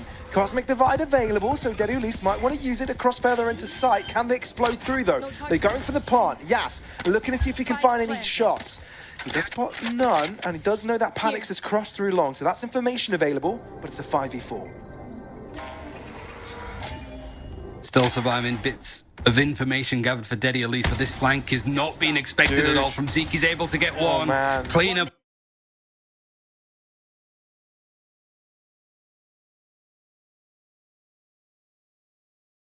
Onto Paddocks as well. And Kia's the last live, way apart from the fight itself. And another flawless. I forget how many that is for Enterprise. But a 9-3 half to debut this squad. And it's definitely one to be excited about. That hurts. That hurts. Every single one of the players locked in, looking towards the B site. No one on the flank case. You know, it's one of those that they'll go back on the drawing board and be like, yeah, how on earth did we not have someone looking at the back? But I think it's just the nerves at this point. I feel like Daddy Elise are fully capable of doing something like this, doing something like that correctly. I mean, they were flawless during their run in the lower Swiss, and that wasn't against any bottom-of-the-line teams, right? There were plenty that didn't make it across, such as Coalesce. I think I expected the Coalesce to be amongst the ones that went through. So, yeah, no. Definite nerves playing against what could be the favorites of not only Challengers Northeast, but the entirety of Challengers in EMEA. At least you get him out the way early. True. That recon dart just missed. Unless it's bouncing. Could be a 500 IQ triple bounce. You can only bounce twice. I don't know why I said triple. I wonder if they'll ever make trampolines on a map to be able to bounce you to lead off. That'd be interesting. That'd be terrifying. It would be, wouldn't it? This is exactly the kind of thing the right devs would do, though. Oh dear. 1-0. Able to get away. And a lot of noise is being created by EP. They're thinking about crossing into the A site. Our drone. Trying to see if they can find these positions. 1-0. Able to subside it. Zeke. With a flash, as everybody crosses through. It's explosive, this one. Daddy Elise are going to try and use some pot shots to try and connect with these, but Yas not looking in the right direction as he walks into a smoke. None. Good trade. Also keeping Daddy Elise ahead. 4v3. 1-0 in the smoke himself. He's in dangerous waters, but he's trying to group up with his teammate before the spike goes down. EP are permitted to do so. Zico's aggressive, it doesn't pay off. So Daddy Elise with double the amount of players available. Starkey down, leaving Killers on the clutch. The Essential winner will not be able, Essential winner, Champions winner, will not be able to clutch this one up 1v4, allowing Daddy Elise to find a way back in the game with his pistol. And another pistol too. So they at least winning both of them. Obviously, the round afterwards in the first half went very, very wrong. Same could be said for here if Enterprise have some ideas on how they want to approach this. It was just like playing around these like brimstone smokes, being able to sit in them and just be really annoying with how opaque they are in comparison to, say, an Astra smoke. Means that it's a little bit tricky to be working with, and Same, yeah. good. Yeah, I don't know. He's frozen. We can make sound effects for what we think is going on. Imagine if the stream can see everything right now, and we're the ones that are stuck with a still screen. That'd be awkward.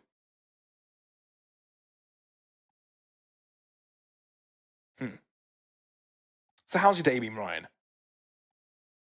It's been all right. I think we are still here. We are still alive. All right, I know we are there's still too much live. of a crash or whatever, but Same. I thought the production setup might have had issues, but no. Yeah, no, we're still alive, everybody. Oh dear. Okay. I guess this gives us time to talk about this first half in in retrospect. Yeah, Ryan, here's the mic. not much to talk about, is there? You've got like Des that's going 20 and 2, or Jazz even. I think there's at least some like bright moments on Detty's team. Like I do think that Patix has been like solid controller player, like holding her own. It does just feel like it's a pound for pound difference, really. And in a best of one where it's just testing like how good teams are across the board on the popular maps where you don't really get to throw any curveballs, you'd expect that the likes of Zeke would be comfortable to take some of those fights, and Jazz certainly has been as well. Sure, yeah, absolutely. I think we've seen a lot of confidence. But also, EP have been playing a little bit reserved on that defensive side, right? It's not like they went for anything too We're back. crazy. Oh, did we get to see the replay? Is this a replay of the second round? Must be, because there's guns on the board. That's the one we missed. There you go. Remaining. The replay screen is gone, so I don't know if this is actual real time. Either way, Dead Release make easy work of it, unlike last time around. Okay, yes, that was a replay, indeed. Cool. Yeah, back at it. I'm glad Dead Release got that second round. If they lost the second bonus as well, yeah. That would have been a rough start to the main Swiss. Oh, for sure. Now Enterprise having a full buy with an asterisk on it, because you do have Jazz just picking up the Guardian for this one. But seem to be more interested in just quelling any aggression from the defensive side over towards B. Detty using this as a chance to go and fight for a little bit more space on A. Get some of the ultimates online. It is the KO over there that isn't too far away from having a null command for gunners. Everybody's just grouping up and fighting in this direction. Outlaw in hand, and Jazz is 10 HP because of it. Yeah, not bad to have a little bit of luck here and there. My ultimate's ready. It's always part of competitiveness. Always part of Valorant. Any game. Let's see what he can do here. Just a recon bolt to allow his team to walk in. Panix is being burned. Oh, and Molly's good. Oh, his feet must be crisped up, but his face is completely squashed together. 3v4. EP are taking these fights together and looking like a well-oiled machine. If they at least try to prohibit the spike from being planted, have their players in the right position, try and take this on. Ooh, the blaze is not great. It does leave a bit of a gap for none to see through that. If Keyless isn't careful, he could have gone down very easily, and the spike's still not planted. It could also be by design, right? Trying to catch someone on that corner. But none ends up with one Zeru on the other, and now it's all of a sudden a 2v2. Zeke triples up, and Doma is there to keep it alive. That was too close for comfort. And maybe even not necessary for Detty at least to be fighting that deep in there. You know where the spike is. It's out in the open. It should be showing up on the minimap. And there's like 10 seconds left. So why are we double peeking that? They need to plant the spike, which buys time, but also they're going to be out in the open when they do it. That's a horrible mistake for Detty at least to be making. Yeah, and it's not at a very good point either. Sure, they've got another buy in them, but 3 rounds away from collecting a 13 score here for EP. first round of the Swiss stage. It's a best of one after all. So that will put them ahead in that 1-0 category together with METIZPORT. And Deadly Release, if they're not careful, they may be meeting EXOCLAN there as well. And let me tell you, EXOCLAN didn't look like any slouches either. They're pretty damn good. And not quite able to deliver on the win. Still, an effort to see what's around here on the A site is being made, but EP aren't holding off for too long. They're taking the fight directly to their opponents. Taking site control. Zeke is taking a lot of damage, but yeah, so how can he be so confident to take these fights? None on the lurk? No, sorry. No, none is on the CT side. Defensive side. Would have been a very deep lurk. Yeah. As the Dome has just been playing very passively, very chill. Zeke, 33 HP, basically going to be the bait in order for Jazz to get a little bit more, and exactly that. Zero trades nicely, but a 3v3. Dome are playing in on this close angle, but it could be cut apart. Look at where Kia is as well, cutting through. Off angle for Doma, works out for one, but not quite enough to stay alive. No Swarm delaying the spike defusal even further. That flash could be pretty good, but it's a crossfire, so even though Gunners gets the one, it's defused halfway, and King, I think he's got it. He definitely has it. Deadly Release by the skin of their teeth, keep their hopes alive on Pearl.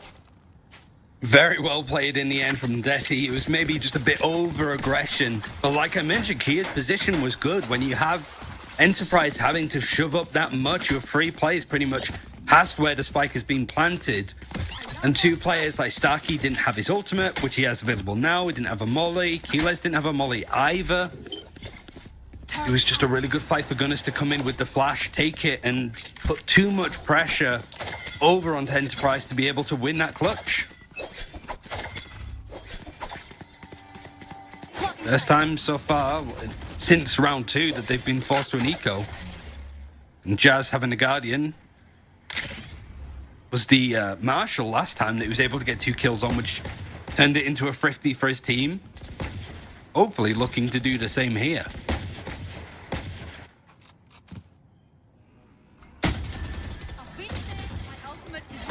Not too bad from Kia. Not too bad at all! Kia, that is crazy! Sure, okay, pad up the stats a little bit, you know? Take any chance you get, especially up against EP. This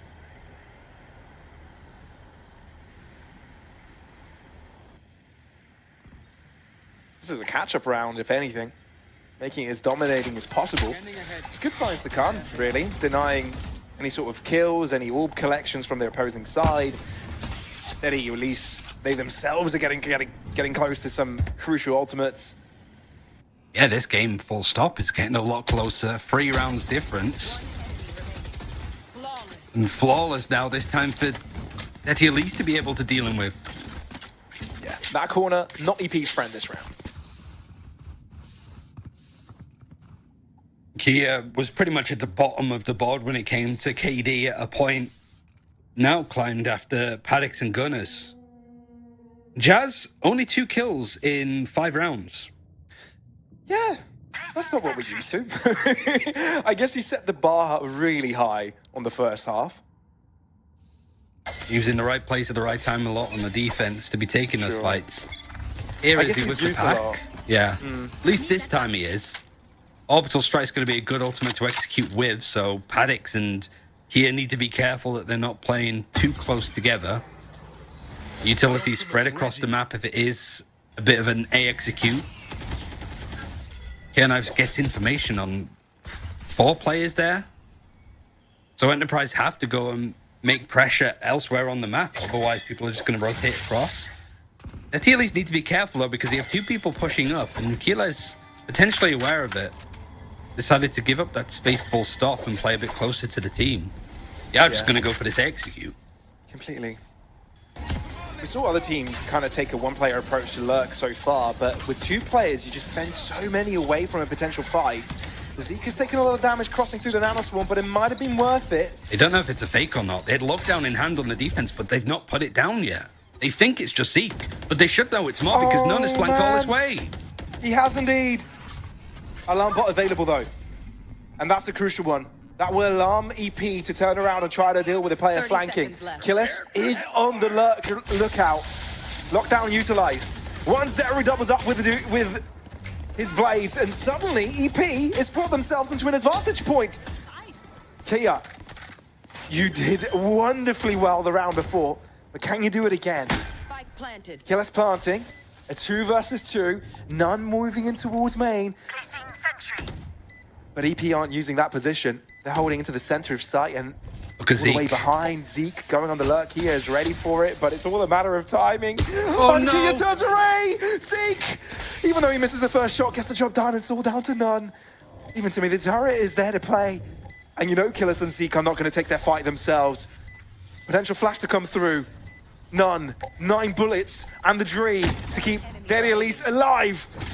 Which means to me the turret isn't there anymore. Runs out of bullets and Zeke is able to find the shot to keep EP in an advantage. It's 11th round collected and just 2 away from closing Pearl out. What a strange round. This like mind game that was happening with Enterprise, showing a lot over towards A, using the run it back from Zeke, and just seeing if they could bait Kier out to use this lockdown. A lot of space was given up, a lot of like awkward fights, but Zeke, 25 HP with an outlaw, able to win 2 crazy fights. And had a bit of luck as well with the timing on when he took the fight against, who would it have been? Like Paddocks? Gunners? The first fight he took when he was like flanking all the way around.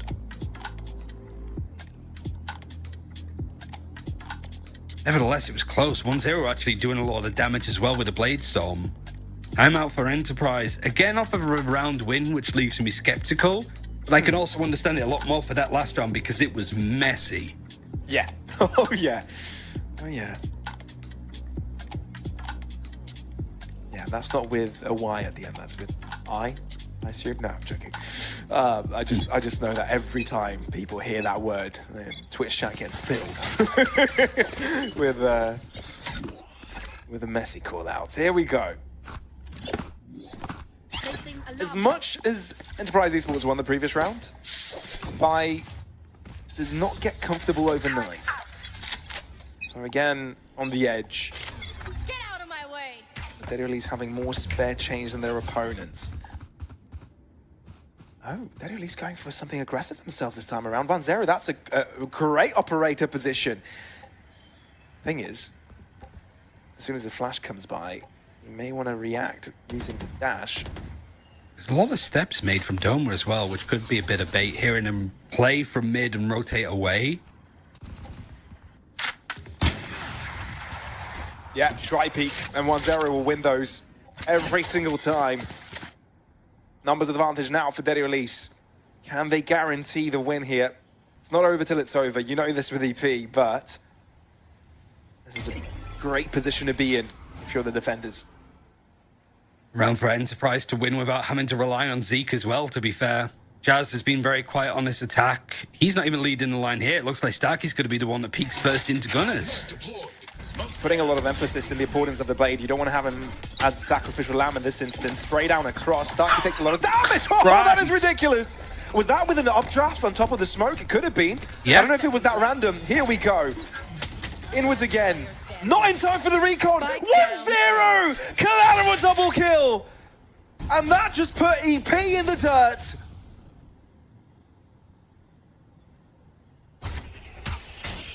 What a response from 1-0. He has been the better jet on this 10 second seconds half. Helice just has to save. It's another eco. And it's gone from potentially looking like it's going to be a 2-round differential yet again if Eddie at least can win up against this Thrifty that might be coming up. But good grief, it's good play from 1-0 to just get that first pick onto Zeke early on. Jazz, it was a great Blade Storm, like updraft play to find an opening. But it's yet again, like, as Enterprise are going in, they get hit by these KO knives. Nobody's clearing them, or these knives are coming in from positions where you can't clear them. And it's just making the information game so easy for Detty Elites. Oh, there's 4 people outside of A main. Let's just go and fight A main. Let's fly. 100%. And Nunn's recon there was really the saving grace. Spotting 3 players and all of them just dropping. Might have even just been all 4, to be honest. And Yas wasn't quick enough to put a cloud burst over it. Allowed for the first tick.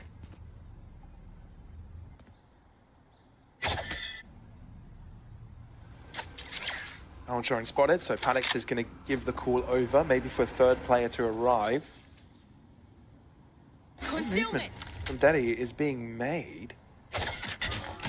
Daddy are playing hyper safe on this B site and not going to pull the trigger on any decisions any quick at all. None as a Hunter's Fury, but he's playing so close to that corner. He could just be ran down if he's not careful. That's a great pick from Patix. Just as that execute starts to come in, there's no mid lurk either, so this should be comfortable for Deddy to be playing from B Link to go for this retake. Jazz is still alive, has a Phantom, and a lockdown used to buy just a little bit more time. Hunter's Fury has to be dedicated to break that, surely. Or are they just going to wait and give it up? Yeah, they're just going to let it go through and play for the retake afterwards. So time has been bought here from EP.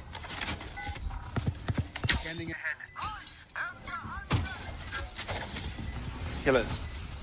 Spotted. Hunter's Fury not connecting though. EP have got the pressure on Daddy right now. Oh, what's happened there? I'm not quite sure. I don't want to comment on it. Patix still gets damage through. Diffuse way, but Killers is doing so much through the smoke. Hunter's Fury as well coming through. It's not even a few halfway actually. It doesn't have This time. is really good.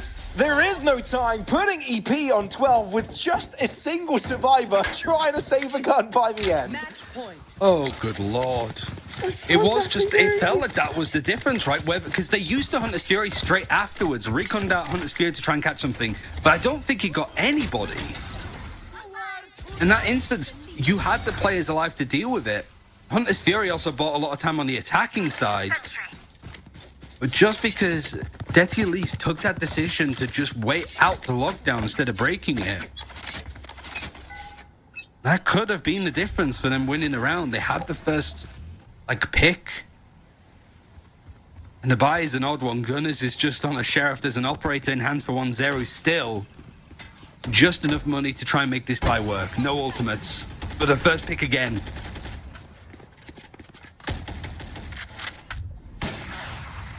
Oof. Okay. Well, you know that Deddy aren't going down with a fight. I like that. Would have been, I think, quite anticlimactic to see EP run away with things pretty easy, considering how much of a lead they had on the first half. But no, there is some counterplay and some comfort illustrated from Deddy here on the Ooh, defensive nice. side. Spike down Killers A. does find a couple of kills, so that is some damage being inflicted. That's More a bit damage being silly. inflicted. That's 3 kills with 2 left and a potential ace. And the position from Deddy Elise is highly polarized. At least the position for Paddock is a good one. 30 You hear the seconds plan left. going in on A, you don't expect the flank around, but if he does go down, if it's a 1v1, there's no trade, there's no support from 1-0. This could be a 1v3, easily won by Keyless, but he's just going to break it down into 3 1v1s if Detty Elise don't get a hold of this. He's got time to put to me the turret on the 10 back seconds line left. as well. I'm pulling them in. Gravity Well falls in the position where Paddock thought the plant was going down, but it wasn't quite there.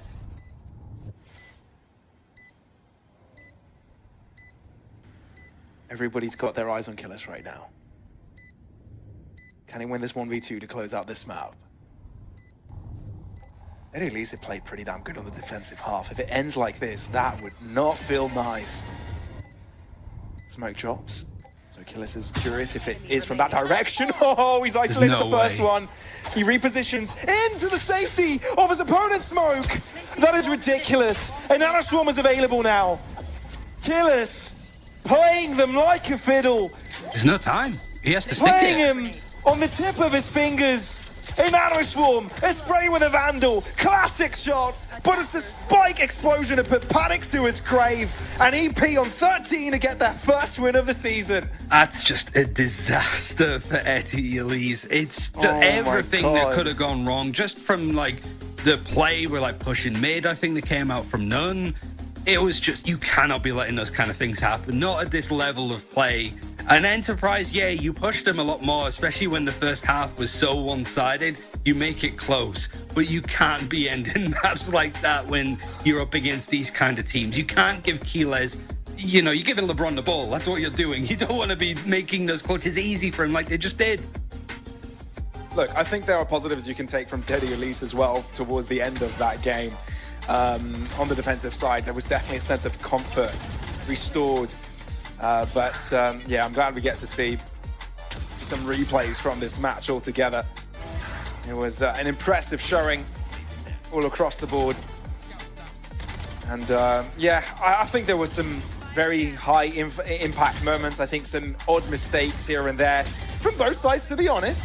There's some growing pains that we're witnessing, that's for sure. And very much the first match of the season vibes, which wasn't really what we saw in the first match of the day, right? METIZPORT and EXOCLAN. I feel like that was a completely different endeavor. But yeah, that was more of an odd moment than the theme that you'd expect. But EP, albeit labored towards the end, do get the win. Very much laboured, yeah. If their next opponent is actually going to be like METIZPORT, I think you're licking your lips a little bit. Like, there's no denying that this Enterprise team is going to be good, that it's going to be a contender across the region, but there's definitely a lot of stuff that the coach Ligage is going to go through and be like, okay, we cannot be letting this kind of thing happen.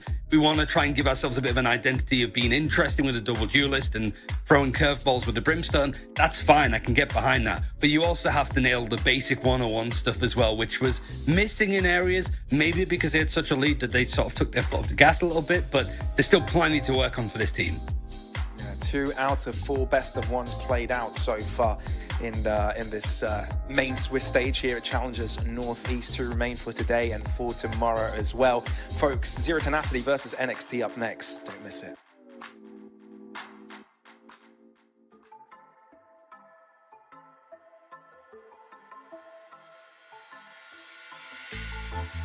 You will never understand what I went through. You never were a good listener. A good listener. You will never understand what you put me through. And you never be a good lover. A good lover. At first I believed I was a lucky one, but I was just fooling myself. Fooling myself. You think you can talk sense to me, like we are gonna be okay. We're not okay. So is this gonna take all night? Don't wanna waste no more time. Yeah, you're damn right. Already gave you my loved ones, but now I'm fed up. Gonna take it all back, 'cause we're a no-go. I know that I do better solo, so move along for guidance, shadow. Better get it right this time, alright. Yeah, we're a no-go. I know that I do better solo, so live along for guidance, shadow. Better get it right this time around. I never heard a silence so loud before. I'm gonna love every minute of it, every second of it. Longing for that sound of you being gone, so I can hear my thoughts again. Hear my thoughts again. So is this gonna take all night? Don't wanna waste no more time. Yeah, you're damn right. Already gave you my loved ones, but now I'm fed up. Gonna take it all back, 'cause we're a no-go. I know that I do better solo, so move along for guidance, shadow. Better get it right this time around. Yeah, we're a no-go. I know that I do better solo, so move along for guidance, shadow. Better get it right this time around.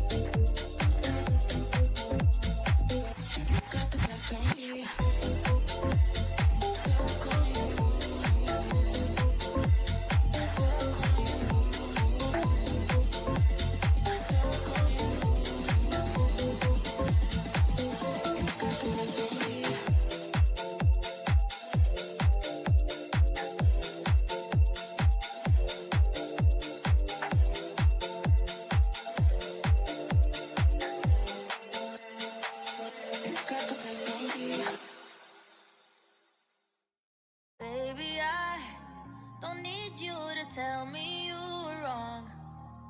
Swear my mind erased you the moment we were done. All out of me, you're all out of me. I'm finally free, it's all good. I'll be fine, and you'll keep on breaking hearts for fun. I don't wanna see your face again, and I'll never let you near my friend. It's a shame that this is how it ends, but I wanna say thank you for nothing, nothing, nothing, nothing. I wanna say thank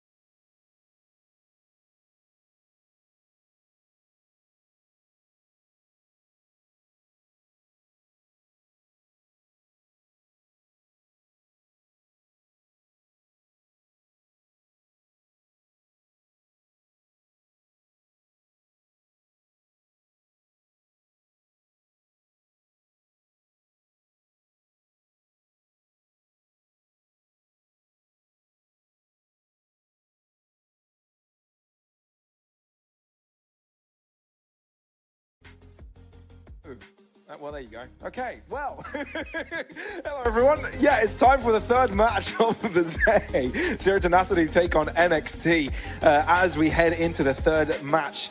And Ryan, look, we've had a few cool matches so far, but this one is also looking to be quite special. Yeah, I think so. Like, we've seen NXT quite a lot from like last year and stuff anyway. Again, sort of different faces on the team, but sort of kept more of the core identity than somebody like METIZPORT, for example. And Z10 being ones that have been invited in as well, put together a roster which I think sort of brings the best of the whole region. Mostly pretty much people from like the eastern regions of like playing in Diamant, Go Next, Trash Can, as we're about to highlight. Yeah.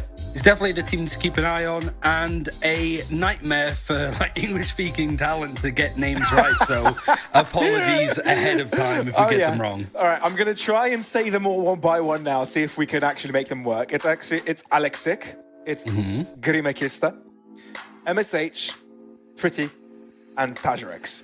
I think it's like Party. It's Party, and it's T-Rex. RX. Tarex. Okay. Yes, as far as I know. Okay. Well, you already got them wrong straight away. Apologies, East fans. I know these lads have been around for some time. We've obviously got a bit of a Diamant, call happening here. Or, most of them playing overall in East. Generally, you've had some top places, performances overall. I think these are some of the best players all around that East has got to offer in that Challengers level. So altogether, in a combination, I think this could be quite a strong roster. Yeah, me too. Like, it's definitely one that's been put together, and I think the majority of this team is quite young. I mean, like 19, 20 for the most part, a couple of like 26-year-old players, for example. So, yeah, the fact that you've got like Alexic that was on that Go Next team that went to Ascension last year, and just everybody that's been sort of like on bits and pieces of the same team, like Diamant, you've got Grimmy and Party and stuff. So it's more the synergistic approach of a load of like Serbian players, Czech players, Slovenian players, Polish players. For NXT, it's much closer to home from us. Sure. But I'd say out of all of the teams that we've seen for the most part, like, it's probably the least recognizable players that we've seen on the NXT roster in comparison to like the human tripwire players, right? Even Final Moment, like, was the coach, but looks to be stepping in for today's game from the look of the roster graphic. Hence why he's a silhouette. He's unlocked. Yeah, completely. I guess it's one of the least known entities joining, but they did manage to get their way through the lower Swiss to, join this main Swiss today, right? So the fact that they had the performance to make it here shows that, they can play very much against the higher echelon play team. So we're excited to see how much performance they can bring it on. Abyss seems to be our best of one for this one. I'm glad we don't get a third round of Pearl. So that's a little bit of a change. Express your surprise here. Obviously, it's not your bread and butter map, so different adaptations could be made on this map. What are your thoughts? Yeah, it's tricky. I guess this does feel like out of all of the map pools that we've had thus far, this is like the least. Like, you have Haven, Shove, but you don't have an Ascent, which these things tend to flock to. Haven was almost a pick here, but like Abyss being left this long, it obviously requires a lot of coordination to get it right, for sure. But then it's also just very open, I suppose, in taking some of those fights on the site. Open B sites, like mid as well. And naturally, all of the stuff about the fact that you can fall off of the map at any given moment, it feels like. So, it's probably the first best of one Abyss that we'd ever see, and maybe we'll ever see again, because I can't imagine it's going to be that popular. Yeah, sure, maybe. It will be interesting to see. Obviously, like we said, this is a matchup against some tried and tested players that have had potential in East and, could continue to do so. And potentially with the experience that they have now, they could potentially making it at the top of level, right? You've had finalists on East. Maybe now they know how to pick up that gauntlet. And then you've got NXT, who are pretty new to the space. Very new, overall. This is kind of their first big taste of this competition, right? Sure, they've had the lowest stage experience, but this is the real deal, right? This is where you get to play up against all the top tier teams. And look, even if you drop to the lower bracket, you've got teams there like EXOCLAN waiting. So this is not going to be an easy road. And, sure, Swiss stage can be a little bit forgiving. You know, there's not much room for error. We've got the agent select Harbour. graphic finally working. Harbor, Vice on both sides. We've seen that before. Not that much of a surprise here in Abyss. But yeah, generally the same approach. It's just a small change in controller. Astra v Omen, and you've got the Harbor as well on the other. No, sorry, Astra v Harbor is the main change here. Yeah, the only change, both teams running the Vice and the Silver. It's a good test, I suppose, for both teams. Like, you're not sort of running more conventional comps like we've seen on Pearl for the most part in the four teams that we've seen play on that map. So it does test you a lot on running double controller, which is still a unique thing. Puts a lot of pressure on the Silver to get a lot of that information. But putting your duelist over on Euro as well to be the difference maker means that this should be a real, like, palette cleanser, I suppose, from the games that we've seen so far. We should see very much more of a focus on the macro and how this team coordinates well. They find themselves in it as Zero Tenacity on the attack. Well, let's see how this one goes. Let's see the first match on the main Swiss stage between these two teams, Zero Tenacity and NXT. Let's see what they can do here on this best of one on an unlikely map, Abyss. It's good to see NXT back, and both Zero Tenacity as well, and now merged into one region. A matchup that we normally wouldn't get to see, and now we can. Delicacy of this change and the merge of these enormous EMEA regions as Zero Tenacity look to move towards this left-hand side. It's all about baiting out this wall as well on the attack. You don't want to get caught out by it necessarily. They're on their way in. Mali's shown up a lot by this recon dart. But everybody's here to try and fight off this post plan. More so before it happens. The aggressiveness of that Alexic, he's able to get one before he's traded out. And the pressure's now on Z10. It is, but look at MSH. He's crossed all the way towards mid, trying to catch out rotations, and he might be able to do it. No, Coda instead is there to retaliate. These young guns are shooting back. And pretty well, might I add, as Grimakista looks to go into a very vacant A site to give him his best chance of clutching a 1v2. We've seen both these two players from NXT staying together. Not to harp on it too much, but it's kind of like Detty Elise should have done something like this in that last 1v2, 1v3 that they had on Pearl. But everybody's staying together, making sure that Grimakista doesn't take apart these fights into two 1v1s. But they also don't want to line up at the same time.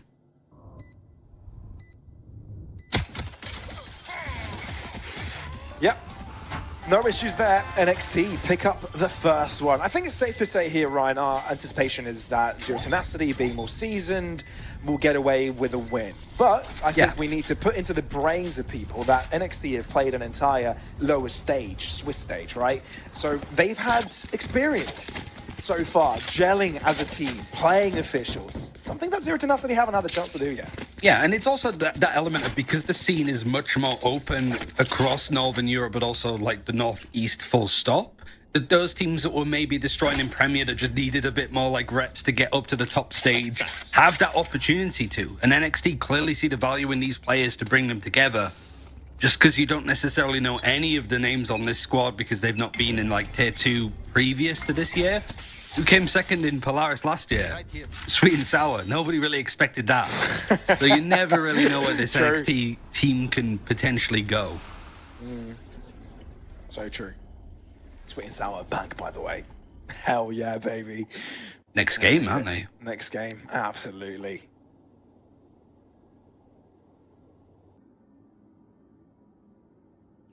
Let's see what we've got.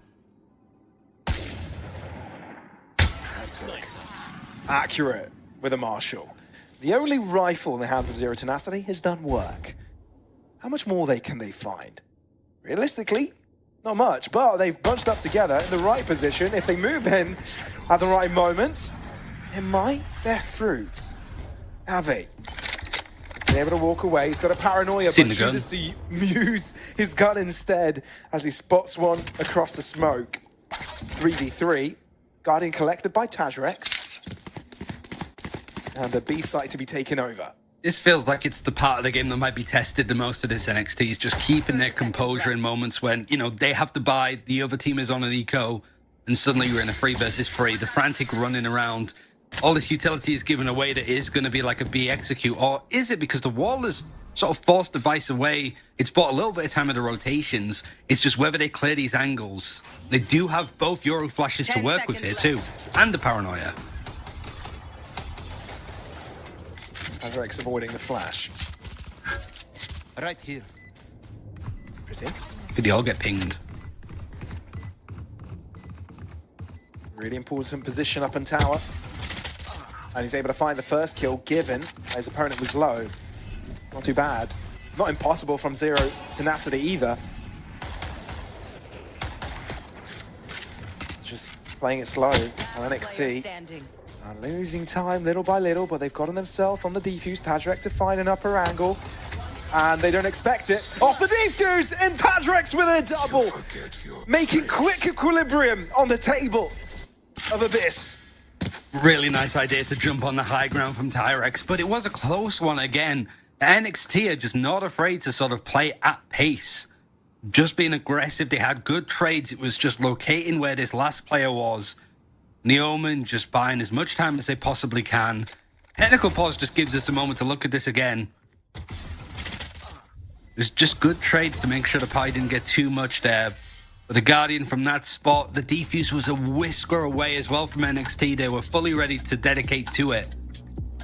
And just perfect timing from Tyrex's lurk to find the round and flip things around onto their head immediately in round 2. And apparently we've got a ping issue on one of the players. Tyrex. At least it's a ping issue on the player that just won the clutch. There's a ping issue on the player that lost the clutch. I think the atmosphere would be a bit worse. Yeah, imagine having a ping issue when clutching the round either way. Maybe you clutched the round because of the ping issue. Yeah, maybe. Unlikely. Unlikely, right? Unlikely. I mean, at the start stages when Valorant got first released, you had Pika's advantage from players with lower ping, with more ping, because somehow the response from the server was different locally than on the client of the player receiving the peak. Yeah, it's not much of an issue anymore. I think it's an issue on all first-person shooters overall, generally, but it's not as poignant as it once was, thankfully. But yeah, it seems that a router reset is necessary, so it's going to take a little bit. Bear with us. Thank you for your patience, and we'll be back right after this.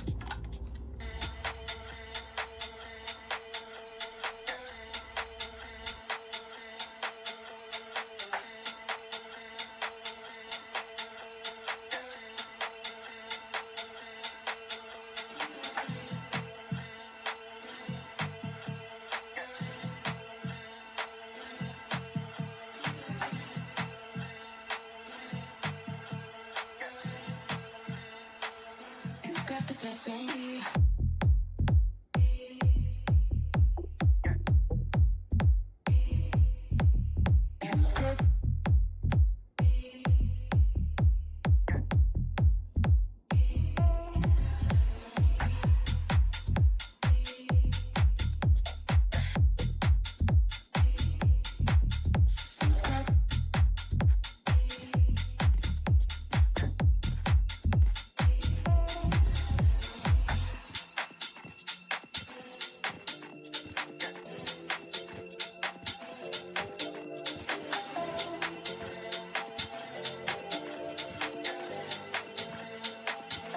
Got the best in me.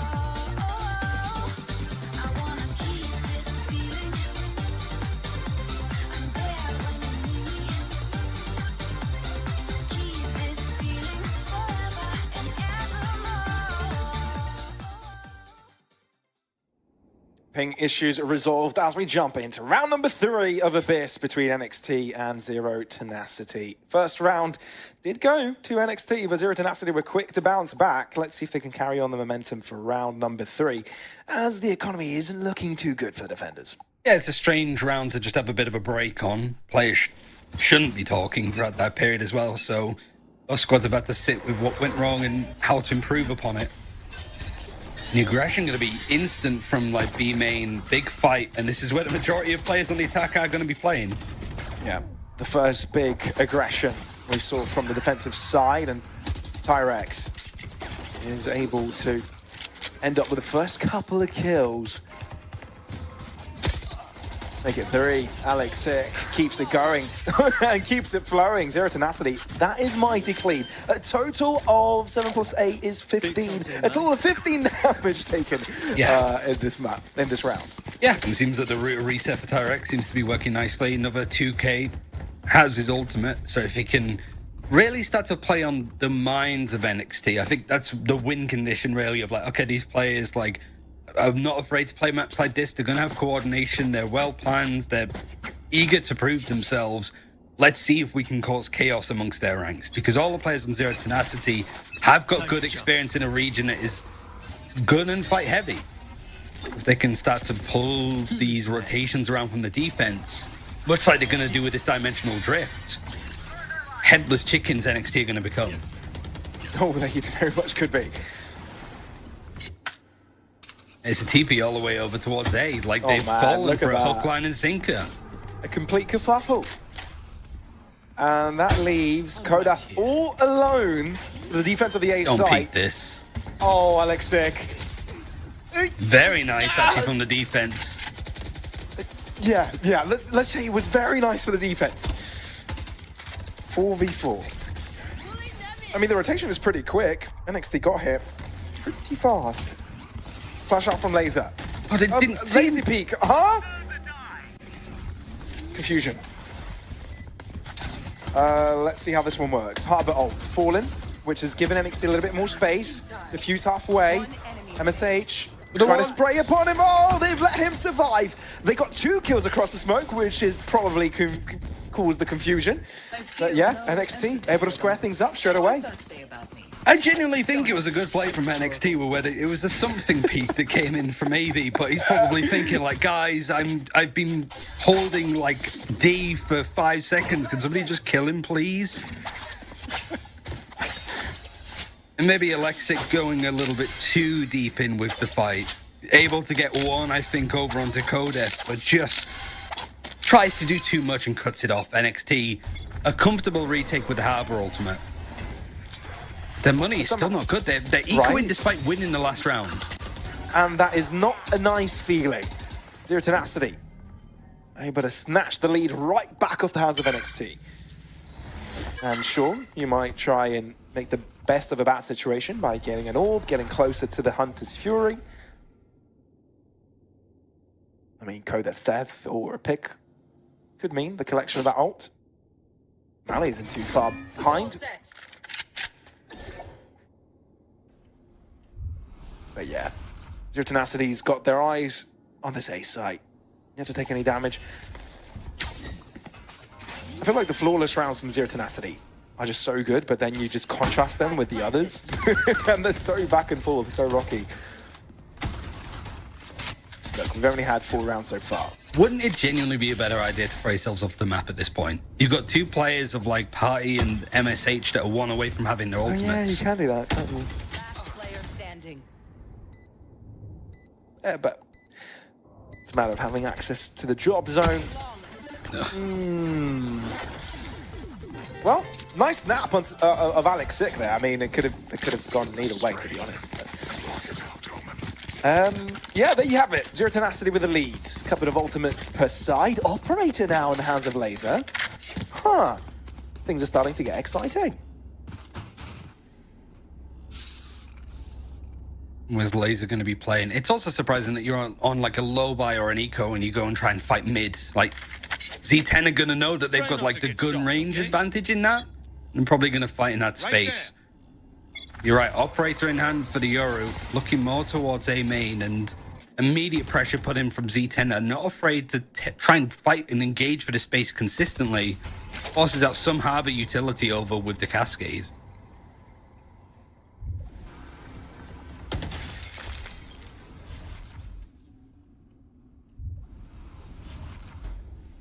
Well, mid pressure. Starting to mount. It's NXT. To make their way in through vents. At least it seemed like it for a second. Instead, the Owl drone has taken a different direction and hasn't spotted a single one either, which has given Navi a false sense of security. At least Kodeth is able to square things up and stop Alexic from going too far forwards. Laser hangs on. 3v4 with Zero Tenacity being very split up. Trying to muster up an attack. Oh, they're walking right into the Vice setup as well. 30 Grimek seconds left. can't quite collect the angle quick enough. And I feel like Zero Tenacity might want to concede this altogether. They've got guns they want to save, but Pretty is just too far Player standing. out of a comfortable position. So Akira will be hearing him as he starts to move. Yeah. And Tyrex is all that remains. I think the complaint that you could have for both teams in this round is just a lot of like fights where it's just 1v1s, isolated, no trades. Tyrex can't quite make the clutch happen this time around on the B site. But NXT, like, they go down first. They lose AV as the first person on the minimap, as you've seen, but every other fight was just a 1v1 in a random part of the map. Which, if you're Z10, yeah, you want to be causing chaos, right? You want to be finding those little pockets of space. But NXT, luckily winning out those fights, right? Not really playing much as a team from either squad.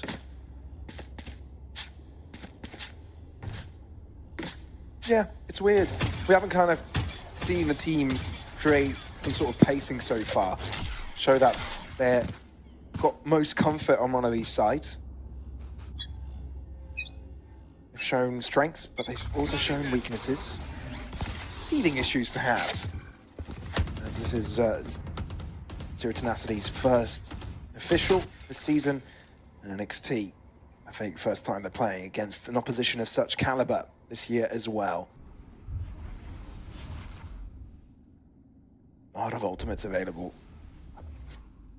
Good place to have an MSH set up. Using the ultimate from here as well might catch NXT by surprise, but they seem pretty ready for it as a play. They've given up a lot of space on that side, leaning more towards B.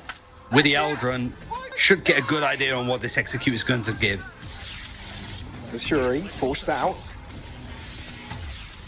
Not finding a single tag. That's unfortunate. Alexic, look at this. Look how far forward he's gone.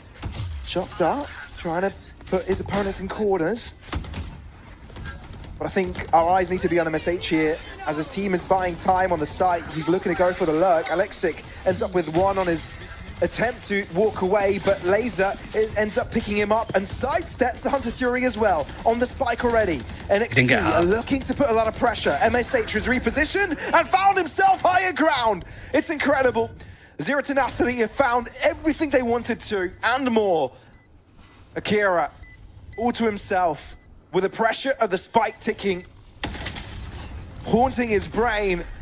That Zero Tenacity continuing having the lead after every equalizer. I mean, that was a really nice round from MSH. Like, he was sort of in that doorway, just off of like a link, uses the ultimate from that position, but doesn't break the door. He flanks all the way around to get behind him on A. He breaks the door, they're more aware of it, they don't get caught out by that flank. So it's a hell of a decision. Look at where he is now on a minimap. And this is where it gets to. He just refuses to break the door to not give the game away. You want to fight it? Laser, oh, okay. Let's draw back. I think Recon got missed. To the back of the site here. That's wonderful work. As the Shrouded Step gets him to positions others would deem unexpected. Jumping across the ledge. But caught off. Alexic not having the impact he would have liked. But Tyrex instead triples up. Huge.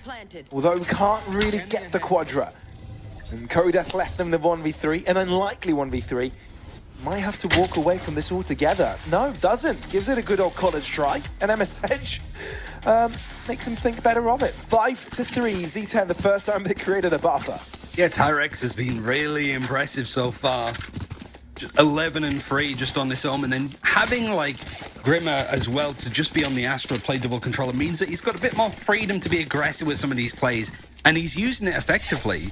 You've got Electric that's finding space with the Euro TPing around, and MSH that's going for nice flanks as well. It means that it's really hard for NXT to just get a hold of the game. They're trying to go for early fights in like B main or A main, but Z10 is just happy to go for them and also have a flank going on at the same time. Oh. Yeah, goodbye NXT. That one was an unfortunate one, with Zero Tenacity having multiple players on different angles and elevations that contribute to just breaking down on that position. You've got to go for some odd fights here and there. You've got to try and break the trends. Hail Marys in dire situations. There you go. Remembering that this can be a factor. Not too much else to gain from it, really. Regardless of whether it's unsportsman or whatever it was that Lofa said about it way back when. That feels like a dream. Like, so much time has passed already since, like, Abyss has been playable. Zero Tenacity pretty much being on top to begin with. Like, slow start, sure, but I think every... Is that right? Every, like... closed qualified invitee team has lost a pistol today so far. Oh, yeah, could be. Could very much be the case.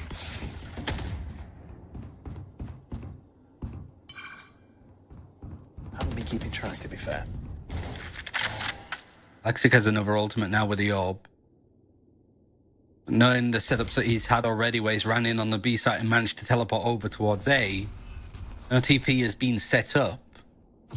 You can definitely mess with that a little bit. Aldron is going to see the Vice, I think, over towards A, or not. But that's a lot of space that they're able to gather up, and it seems to be yet again like, okay, actually, no, we can take this like A site if we really want to. Yoro's decided to just get out at this time. Omen's trying to set off some of the Vice utility over on the B site, and with 50 seconds left, Z10 are just trying to manipulate the map. Korolev is able to find first blood, though. NXT have got on themselves a bit of an advantage, but can they close it out? Gramakista on an island, really getting the spike down, but his teammates are coming in to assist. Oh, no one's going to expect Pretty's position, are they? No one at all. Here comes the double kill. Might have even been a triple if he had more bullets, but no. Paranoia, it's good for Grimek. In for more. Alexic there to assist. Alexic there for the triple. Zero Tenacity have amped things up.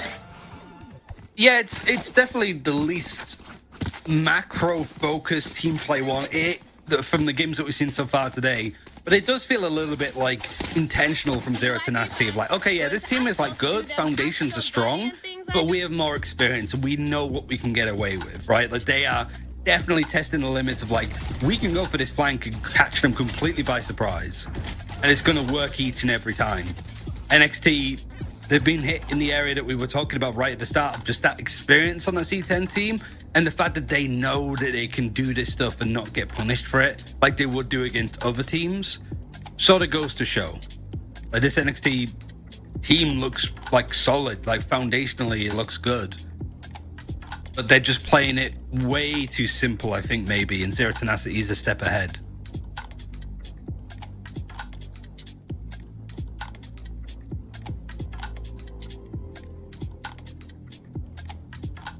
Yeah.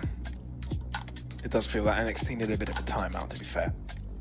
Talk things through. Maybe focus a little bit. Like we said, this is the first time they're playing against this type of competition this year, where North and East clash. It's cool to see regions combining, to be fair. It's going to make for a really exciting year. More of this, please. For now, the rookies of NXT are struggling and now they're looking for solutions. Let's see if they found them. Entering the 11th round of this game, of this best of one in the main Swiss stage. Look how far forward Lasers push. They're trying to go for some lurks of their own. Tyrex is there and ready. Oh, I think Laser just got away. He did. Just. 4v5, advantage taken. 5 HP. Fighting fire with fire a little bit more. And Spike being gathered up and heading towards the A site where Kodif is left alone. Has a Hunter's Fury too that might be able to stall things out like he did last time. But everything else from NXT is passive because they're so worried about being flanked. Paranoid would be the approach. And it does mean that in these chokes, life is a little bit easier for Z10 to just walk in on in.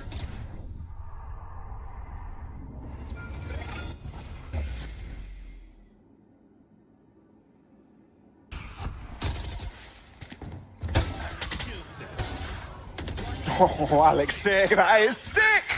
That is crazy. Spike He's planted. really been popping off this game. Perfect.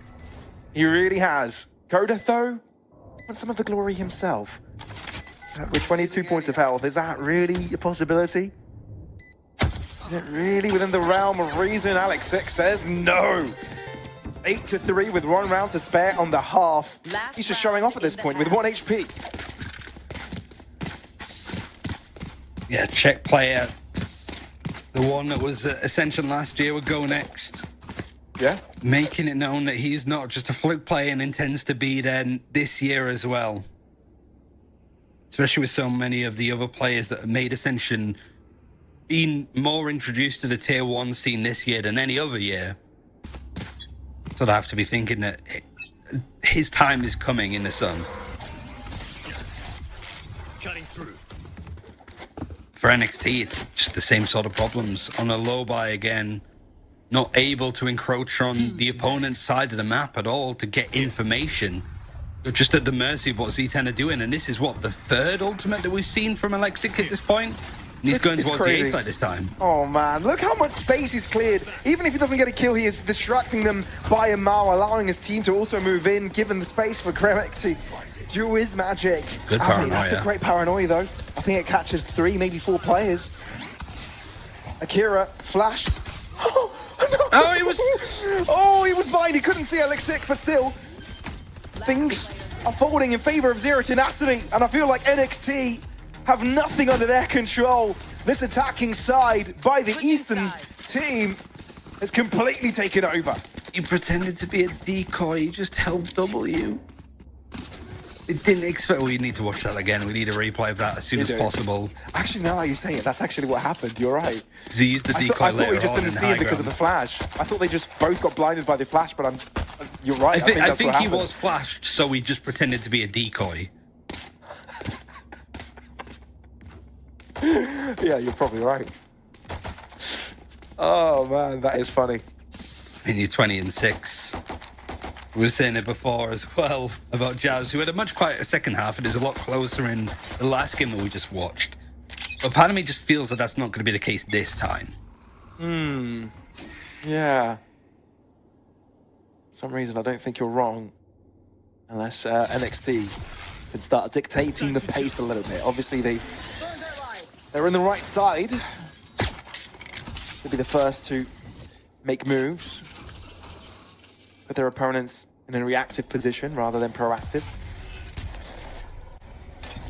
Shock dart. Oh, that could do quite a bit. It does. Half HP on both another Colin one. and Laser. And another one. And it ends up with a kill. Damage onto Akira. Zero Tenacity are just taking over here. They're fully comfortable on this map. Player standing. Very well rehearsed. NXT caught with their pounce down on the A side.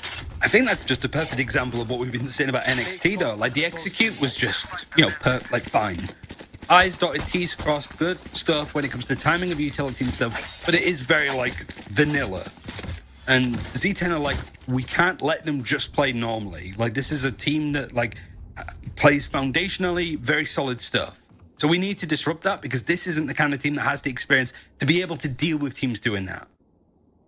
And it's fallen right into Z10's hands, this whole map.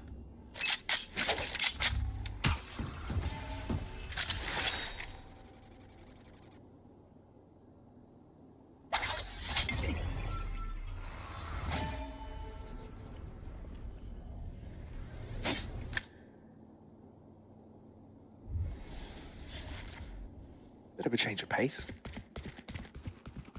I mean, it's a rough situation to be in if you're NXT.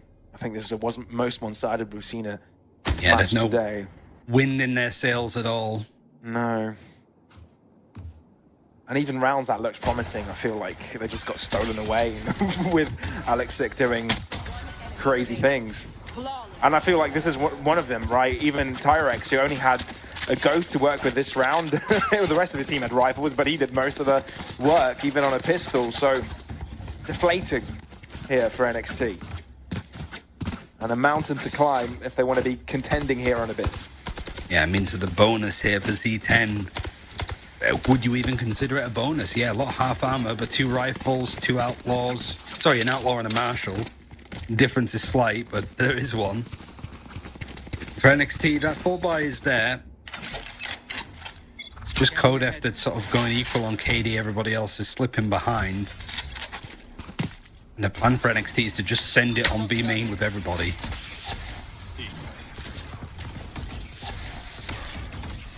Laser allowing his clone to make the first move, sidestepping the paranoia. And the gravity well expended. No pick just yet. Zero Tenacity only with 3 players. Now 2, with Tyrex being no more to defend this. Spike down. And I don't think they'll be trying to make a move without all the reinforcements arriving. Pretty is low. Very Flank. low. And there is a flank in the making, but will it come down in time? Pretty needs to survive this. Recon revealing the position of Laser. Really good angle to know. Lixic, oh dear me. He's gone above. Can he go above and beyond though? MSH with the first kill. Pretty, he's low. Oh my word! Alexic has popped off as well. 2-2. Laser and Akira with most of their health. Alexic is maniacal! Only one remaining, but it's Laser, but he's in the right position as well. Denying the spike defusal. He's done enough. He has done enough. This round falling to NXT's hands, albeit Alexic's craziness. Yeah, but you lose all of your players and all of your buy up against a bonus. So C10 is still going to be happy with how that round went. Costly. It means that it's looking to be Guardians across the board on the side of NXT. Zero Tenacity still have a buy, albeit some half armors. But having the... I keep forgetting what it's like. Steel Garden, is that the name of the ultimate? Yeah. Yes. I always keep thinking it's like Iron Garden or something, but... very close to having it. True. Very handy on the defense if NXT's plan is to just go for these B executes as a death ball. And he's shocked that's been hitting every single time from Party. Reckoning unleashed. Laser to play aggressive, wanting to match his opponent Yoros' performance. 1-for-1 with the plant going down. Not too shabby for now for NXT, but again, not the right set of guns. Vandal's upgraded now though. This is very much a 50-50. Cascade, and this is the right opportunity for Alexic to move in, but it's pretty to end up with a first kill. 3 players for NXT remaining. Make that 2. Aggression from Avi. Desperate times call for desperate measures. Spray down from Akira, but it's just not enough. Pretty is online this round. And a 12th guaranteed with 1 to spare. Match point for Zero Tenacity.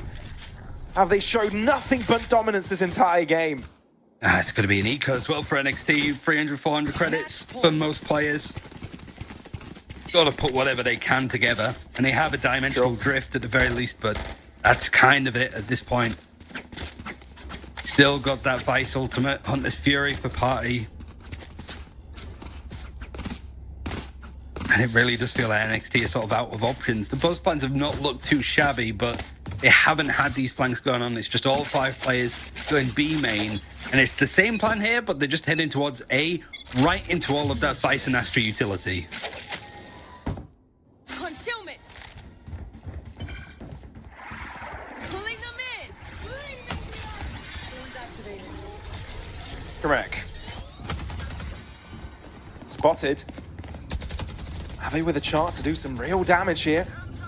Up close to the fight. Hunter's Fury, though, is making the endeavor that much more difficult. No, forget the chances. Put them all behind you. None-handed here. Zero Tenacity really showing how strong they can be on this main Swiss stage. And I think we've got some pretty damn good teams going into that 1-0 spot to begin off this tournament. Yeah, all of the invited teams as well, so it doesn't feel that they're the ones that are like behind and unpracticed. Here it was the biggest like gulfing difference, I suppose. Not necessarily just up with the players, but it was like the ideas, right? That Z10 sort of played with their food a little bit, that they wanted to see what they could get away with, realized that they could just keep these flanks and ganks happening consistently, and they just did not let up for NXT for one moment. And sort of a few rounds in, by that first time out, it sort of felt that it was done and NXT ran out of fumes a little bit. But that's to be expected when it's a young, fresh roster. Yeah, I'm glad they did show some signs here, NXT, but I feel that they've got a lot more to offer, right? They did make it out of the lowest Swiss stage by collecting their 3 wins, and, you know, they deserve this coming here. But, yeah, obviously, Zero Tenacity, we expected them to be strong, given that they've got the knowledge playing in Challengers East for a while, and they've reached some pretty damn good spots. Alexic has won the league as well, making it into Ascension, so that experience is already there. It definitely showed that Alexic was the star of the show, and I think in these highlights you will witness it over and over again. He was a thorn in their backs, a thorn at their feet. I see what you did there. It was crazy. Yeah, just with the thorn in the side with the vice play. And it sort of goes to show, like, they just leaned on their strengths of, like, they had the Euro that can find different bits of space. You had your Solver lurking at a point. That's how, like, free and open it was for Z10 to be able to do that. And the post plans, like, on the attacking side from NXT weren't too bad. It just felt like you 9-3 down and you lose the pistol. There's very little coming back from that. Really is. Really is. It was a hard one. I think for NXT, that's the drawing board. Thankfully, the Swiss stage gives you the opportunity to, you know, go back and figure it out. It's kind of like a double elim, right? For those that are not familiar with the Swiss stage. That's literally what it is, right? Yeah. Yeah. You lose to BO1s and a BO